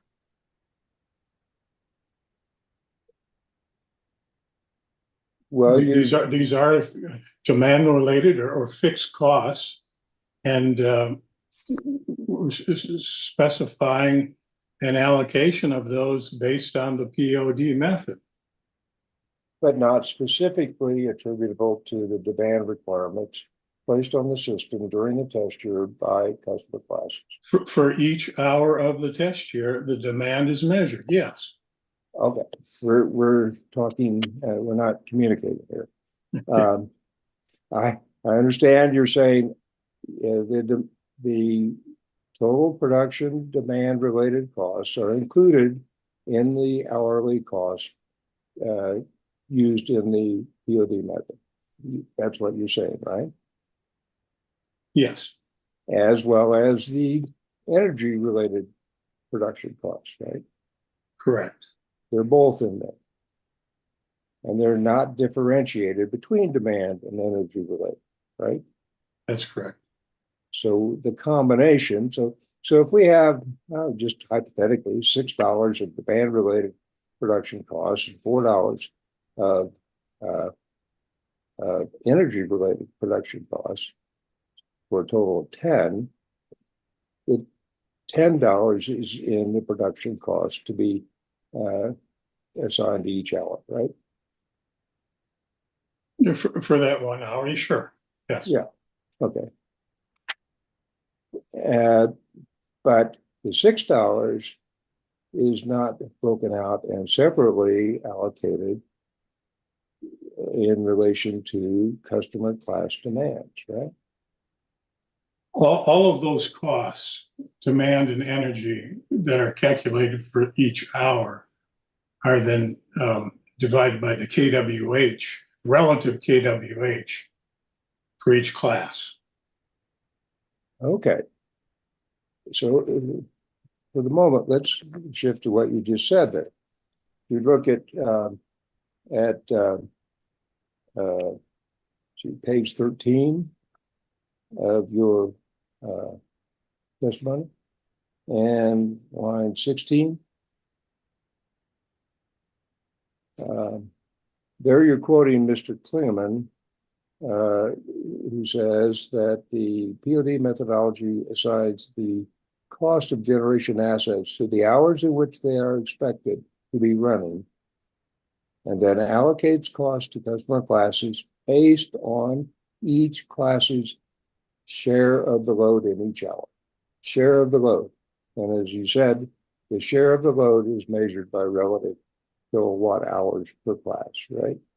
That's correct. Okay, and that's energy, right? Yes. Okay. So when the costs, the production costs are allocated to each customer classes based on energy, that's all of the production costs, both those that are demand related and those that are energy related, correct? Yes, each hour is calculated separately, yes. So that's why it's not the same as a pure energy allocator. I understand they're related, they're calculated separately, but the basis for the allocation is customer classes relative energy usage, right? In each hour, yes. In each hour. And it's not unique to each hour. I mean, that's the important part. Okay, I understand. Each hour. But they're not allocated. The customer classes relative demand during each hour or over the year is not used for the allocation, right? The demand is reflected in the calculation of the costs of each unit that's running in each hour. I understand. So we have costs, the production costs on the one hand, and we have the allocation factors by customer class on the other. The production cost, as you've said, includes both the demand related and energy related costs without differentiation. They're all put in there together hour by hour, right? That's correct. Okay. So both of those are in there for the cost side of the equation. Then if we move to the allocation side of the equation, looking at the customer classes allocation factors, those are determined only by the customer classes relative energy usage in kWh, right? You're just focusing on the denominator of that calculation, and it's the combination of both that produces the allocation factor.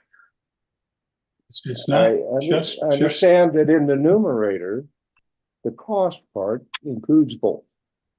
It includes both, and it changes each hour. That's the point I'm trying to get across, that the allocation is done for each hour.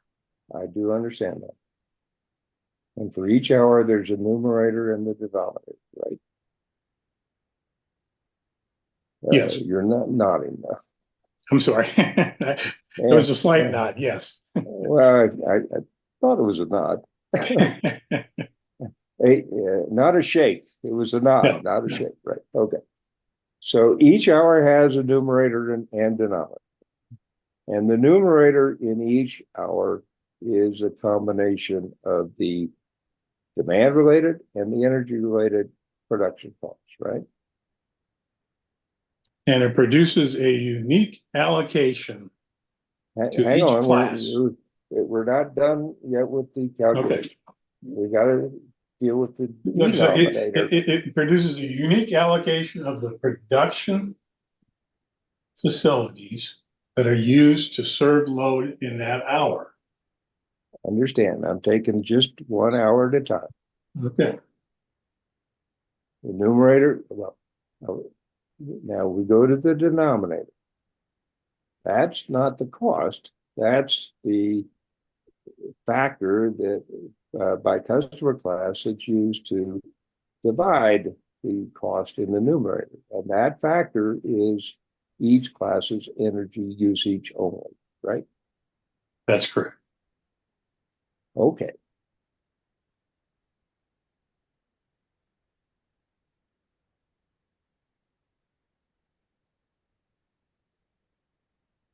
Well,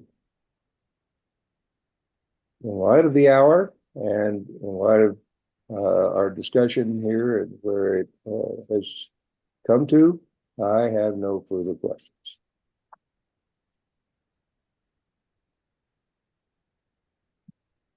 Thank you, Mr. Fanyo.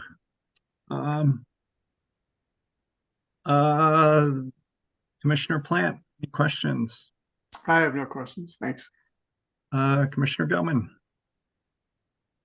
No questions. I do have a few for you. Mr. Peterson, can we turn to hearing exhibit 300 at page 23, table DEP-4?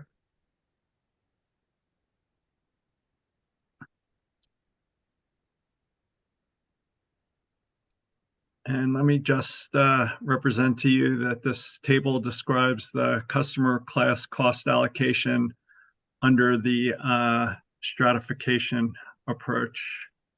I'm sorry, what was that page number, Chair? 23, table 4. There it is. And I guess this approach may have some appealing characteristics as it seems to better allocate the demand-related costs of individual resource types based on the actual capacity value of that resource type in a way that maybe better reflects customer cost causation. Any concerns or cautions if we were to adopt the stratification methodology in this case as represented by column 1 in table 4? The one, I did mention one caution in my testimony, and it's really the reason why I didn't support it more wholeheartedly, but it's stratification is actually, in essence, a classification method rather than an allocation method. It classifies demand and energy. So when you come to allocating the demand portion that you just classified using stratification, you have to have a demand allocator. And much of the debate in this case over the 4CP is the instability of the 4CP. You'll have that problem with if that's how this stratification was calculated. The demand portion was calculated using a 4CP. So that's the one major drawback that I see of adopting the stratification. I don't know that it's insurmountable, but it's something you should be aware of. But compared to just doing the 4CP, like if you have a wind resource, you allocate whatever the capacity value is from the ERP to the demand related costs, and the rest you don't. So it seemed like it's like using the information we have to allocate the demand and non-demand related costs. Am I seeing that right? Yes, I think you are. All right. Can we turn to hearing exhibit 101, Mr. Knighton's direct testimony, table D2 at page 28?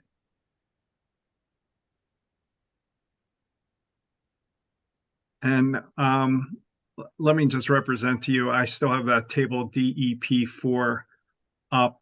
And in that table, you show 43.9% is the class allocation to residential. Is it fair to say it's pretty close to the rates we currently have in place under the GRSA?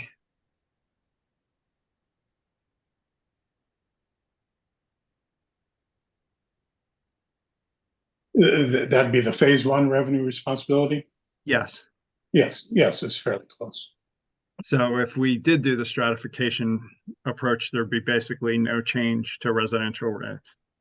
Just a slight reduction. Yeah, slight, very slight. And it's 5 for small commercial, 37.2 for CNI secondary, 8.5 for CNI primary, 3.4 for CNI transmission, 1.8 for street lighting, and 0.1 for traffic. So I just want to make sure I understand this. But basically, if we did this, it wouldn't change rates. There'd be just minimal changes in each one. I would say relatively small dollar amounts changes in each one. You can take this down. Just one last question. In your conversation with Mr. Rushloff, you mentioned that it would be appropriate to make an adjustment to the ECA if we decided to implement this thing. I'm not sure I followed that. Can you explain in more detail what we need to do to the ECA if we did adopt this? It's been a long time since I've looked at that ECA calculation in South Dakota, but generally it allocates more of the energy cost to the relative energy user. I'm a little flat-footed on this. Like I said, Mr. Higgins explains it pretty well, but I don't have it in mind right now. But it mirrors the stratification approach for energy costs. And if we looked at Mr. Higgins or the testimony, is that change something we can do in this case? I don't know that it is, I don't know that you have to ask your legal advice. I don't know if you can change the ECA in a phase 2 case. All right. Given Friday afternoon. It should be done coincident with the change in base rates. Mr. Bunker, any redirect? Just a few questions. Thank you. Mr. Peterson, let's start with where Chairman Blank just sort of finished off or addressed, and that is a comparison of your POD methodology approach versus stratification. And in particular, do you have anything more to add regarding why POD might be a superior methodology to use than stratification? Well, I think both methods are significant improvements over the 4CP, in that they recognize that it's just not the coincident peak that drives production costs. The POD method is went over with Mr. Fanyu is a hour by hour examination of which facilities are used and who used them, and that's what to me makes it a little more superior than the stratification approach. So would it be fair to say that if you had to rank the 4 methods that we're talking about, you'd put POD first, stratification second? Yes. Okay. Of the options that are available here today, yes, absolutely. And I take it you'd put well, let's move on. Let's talk for a moment about the discussion you had with Mr. Fanyo. Is there anything more you'd like to add to that discussion regarding demand costs for class analysis,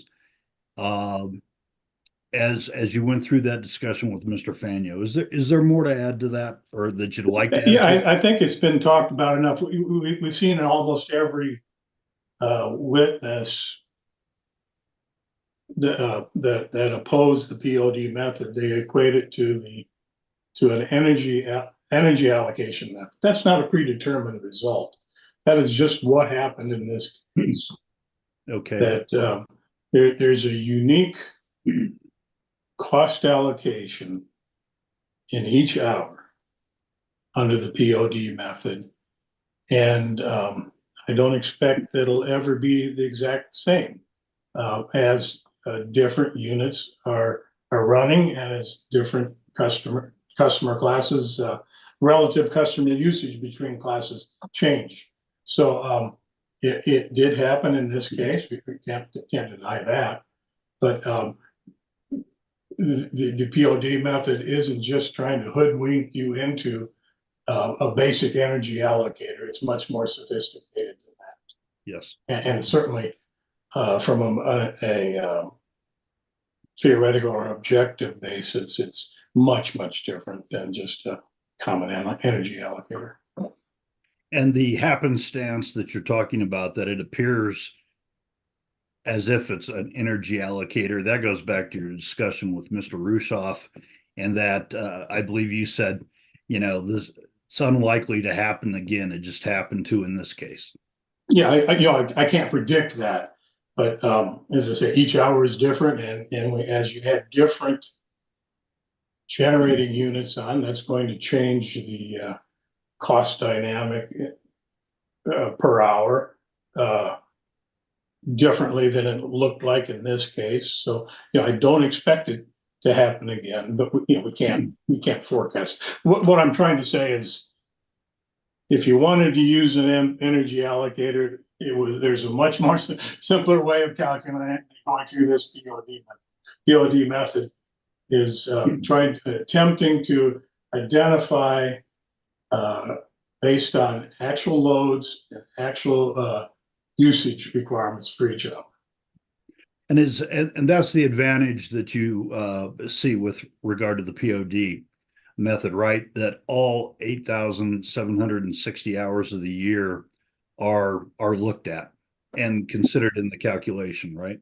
Right. I consider anything less than 8,760 is bending or contriving the POD method into a different method, and in this case, the company and other interveners are trying to bend this or mold this into a coincident peak allocation.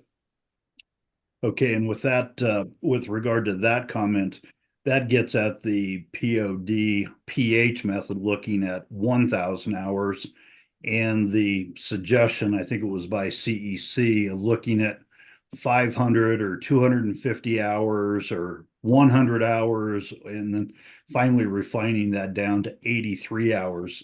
That's the criticism you have with all those, right? That's correct.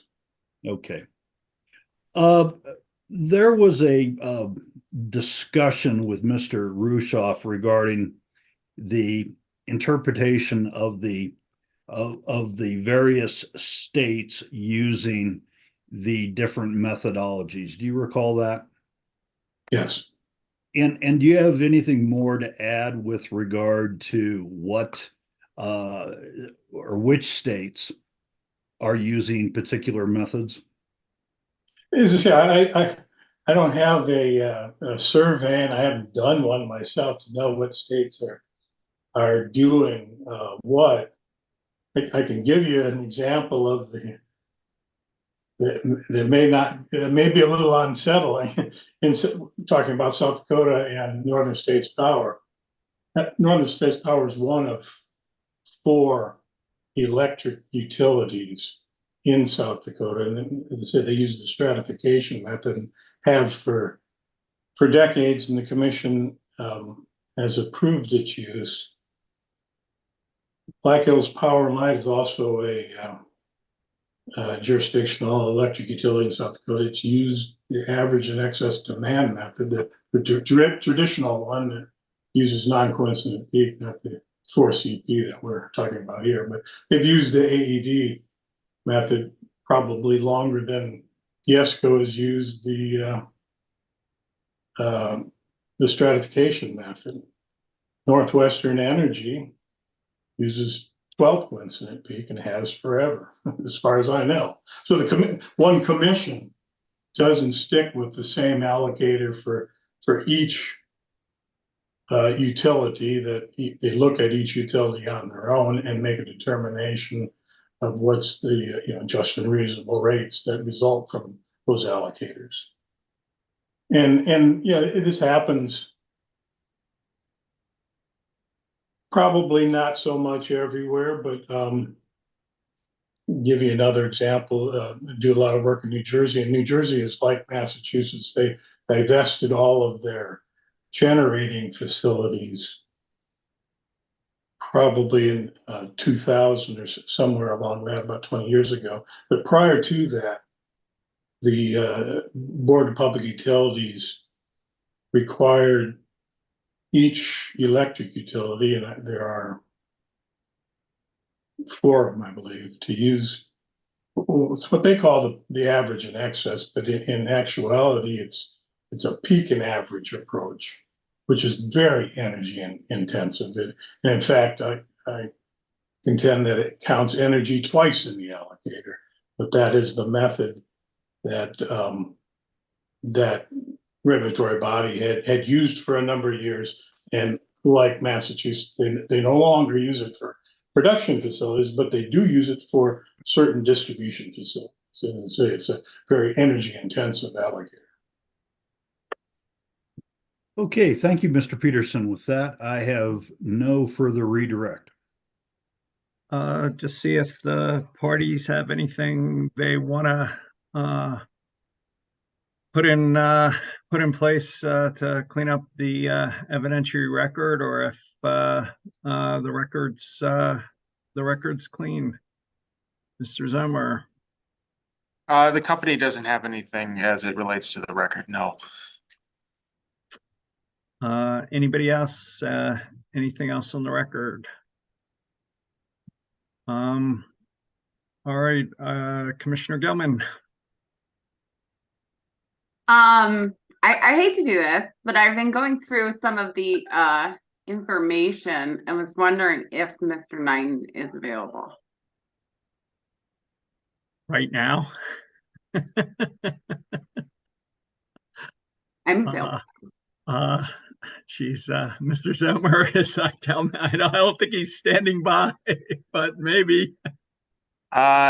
He's not standing by. He is here, maybe dressed casually for a hearing, but. Commissioner Gilman, can you just perhaps let Mr. Zimmer know what information you'd like, and perhaps they can submit it? Can you give us a little more? Yeah, I can. I don't know if it's appropriate in the SOP because I'm not sure if other parties would want to understand the information. As I'm going through it, to my understanding, with the production meter issue, that's really the question I wanted to ask him about. That based on the information COSA provided through their discovery response, most of those meters were installed in 2023. But we're using a 2022 test year, and as I look at attachment DSK9, I don't see any costs or any meters listed under AMI for production meters for any class in 2022. So I'm struggling kind of figuring out in my mind on this record how we get to production costs that, to my understanding, were mostly necessitated by a move to AMI on production meters that I don't see in the class cost of service study. Mr. Zimmer, can you just submit a response to that into, I guess we'll keep the record open. If you could submit a response to that question, and then see if I mean, it's almost like an information request. I don't know if you're there, Ms. Harper, but can we do this on paper?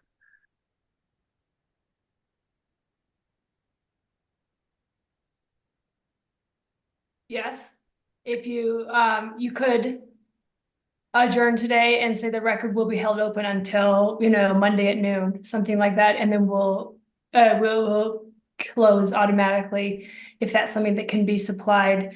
If he is available for that one question, we certainly can recall him now for that limited purpose as well. If you can do, well, go ahead, Commissioner Goman. I think Mr. Zimmer was going to say something. Okay, Mr. Zimmer. I think we'd prefer to do it on paper, Chair Blank, just to have some time. I think I understand the question being asked in terms of the calculation of the production charge as it relates, or the production meter charge as it relates to the fact regarding the installations in 23. I mean, we have a 22 test year. That's the information we use to set rates. So I'll put the plug in for a future test year if that's what we want. not now. There wasn't an opening for that. But I think Mr. Zimmer, reconciling essentially the company's suggestion of a need to increase the production meter charges, at least from what I understand from Mr. Knighton's testimony, largely based on a move to AMI meters for production meters as necessitated by the company's kind of software and systems, and how we reconcile that with the discovery response that nearly all of these were actually installed in 2023, and DSK 9 to hearing exhibit 109 on page 25 shows each customer class, it shows each meter type, and it's not showing any AMI meters.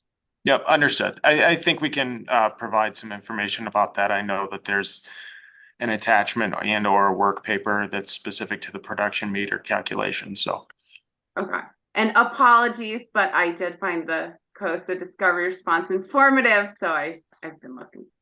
Understood. Yeah, so you'll file it in the case and circulate it to all the parties, Mr. Zimmer. Yeah, we can e-file that if that's easier, Okay. or we can do email. And we'll work to have it marked as an exhibit too. Okay. Just so it's ready to rock. All right, so Ms. Stockmeyer, Mr. Smith, something on this or something on? Yeah, I just wanted to raise that Jake Schlesinger is not here. So to the extent he might just want to respond, I just put that out there. Obviously, I'm not him, but I did hear him say he was excused for the afternoon, so. Snooze, you lose. I guess I don't know. Mr. Smith? Yes, Chair, and I am always the buzzkill on these things.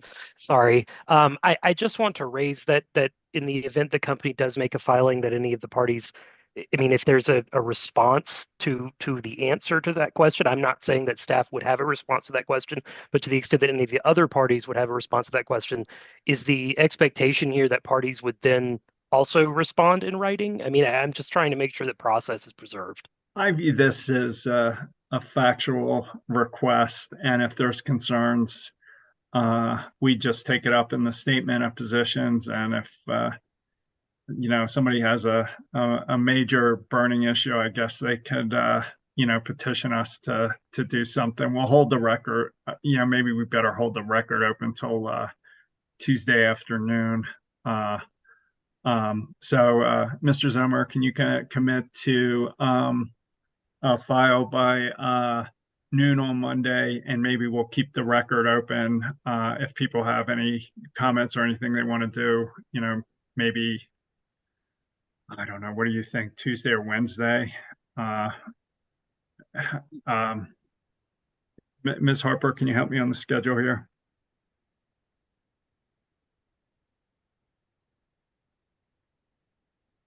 For efficiency, if these are the only filings that are anticipated to be coming in before the record closes, you could set the noon Monday deadline for the factual filing Tuesday end of day, and you could, by bench order today, say that the record will close Tuesday end of day, and it's being held open just for this limited purpose. All right. And can Thank you, we Chair. just, and that'll give Mr. Schlesinger a chance to respond to Ms. Stockmeyer's point, which I'd feel better about. Do I need to take a vote on that, or am I empowered to make it? Let's take a vote. Commissioner Plant, are you okay with that? Yes, I'm okay with that. Commissioner Goman, does that work for you? I hereby empower you. Yeah, I just wanted to make I don't think so. I think you're voting. I want to make sure we get this information and then it not necessarily be coincident with SOP so that the other parties and we have a chance to see it. Yeah. So, all right. So, Mr. Zomo, you'll get it to us by noon on Monday. The other parties all have a chance by end of day Tuesday to respond. We're going to hold the record open for the limited purpose of receiving the additional filing requested by Commissioner Gilman. And it'll be, the record will close on Tuesday. Does that make sense to everybody? Yes, Chair. All right. Any other evidentiary or record requests? Nothing as it relates to record. I did have one issue to raise as it relates to statements of position. Oh, yeah. I'd suggest statement of positions due on January 8th. Would that work for people? The commission's already approved the procedural schedule that had statements of position due on the 19th. Oh, Ms. Harper.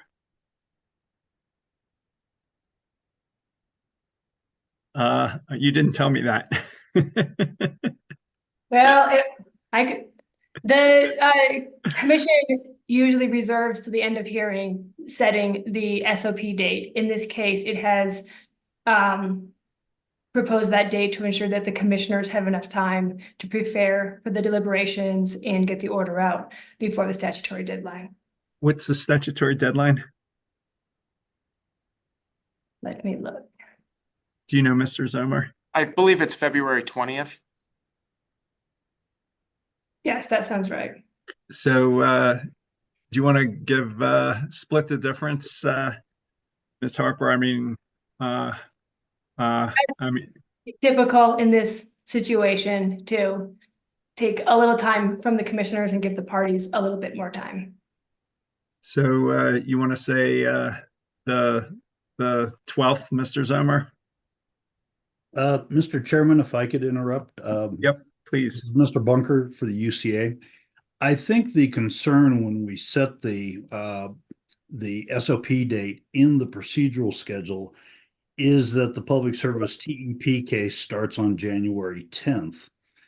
And the hope was that if we set the SOP date in this case just a little bit later, we would be far enough along in that hearing that as we're double tasking, a number of the parties in this case are in that case. And that was, I think, the reason we came up with January 19th. I know, but you're the parties operating together often occasionally find ways to jam our advisors and counsel. So I don't know. Ms. Harper, what's your advice? Want to say the 15th? Yes, I would urge that the commissioners not limit their own time to prepare for the deliberations and the written order. So what's your advice? I think your compromise proposal was acceptable. Mr. Zomer, Mr. Bunker, the 15th? Yeah, I would prefer the 15th over the 12th for sure. All right, end of day on the 15th. And I agree with Mr. Zomer on that. All right. I'm happy to ruin your weekends. Yes. I'm not happy to. That's unfair, but Ms. King, did you want to weigh in on this? I just wasn't certain if the commission's open on the 15th. It's Martin Luther King Day. E-filing would work, right, Ms. Harper? Ms. King is correct. If it is a holiday, then the deadline bumps to the next business day. So it would become the 16th then. So they just got one more day. Jeez. All right. We're getting out negotiated here, Ms. Harper. All right. Deadline on COB on the 16th. Anything else on procedures, timing, schedule, record? On the SOP length, we were requesting that we be allowed 40 pages and the rest of the parties 30, which I think is the standard limit. That makes sense to me. All right. Well, I just want to thank everybody for the conversation over the past 4 days and building this record. This is my first class cost allocation case. I learned a freaking ton and appreciate the conversation. So, Commissioner Plant, any final words? No, I would just echo that. Thanks to all the parties, and no surprise, it's my first too. Commissioner Gilman. Yeah, thank you, everyone. Happy to be done here on a Friday afternoon. Sorry, I tried to keep everyone late at the last second, but curiosity got the best of me. So appreciate y'all. Thank you. Yeah, we're done by Friday at 2. So thanks again to everybody, and we'll look forward to the statement of positions and the filing next week. Hope everybody has a great weekend, and thanks again. Thank you, Chair. Happy holidays. Thank you. Yeah, happy holidays.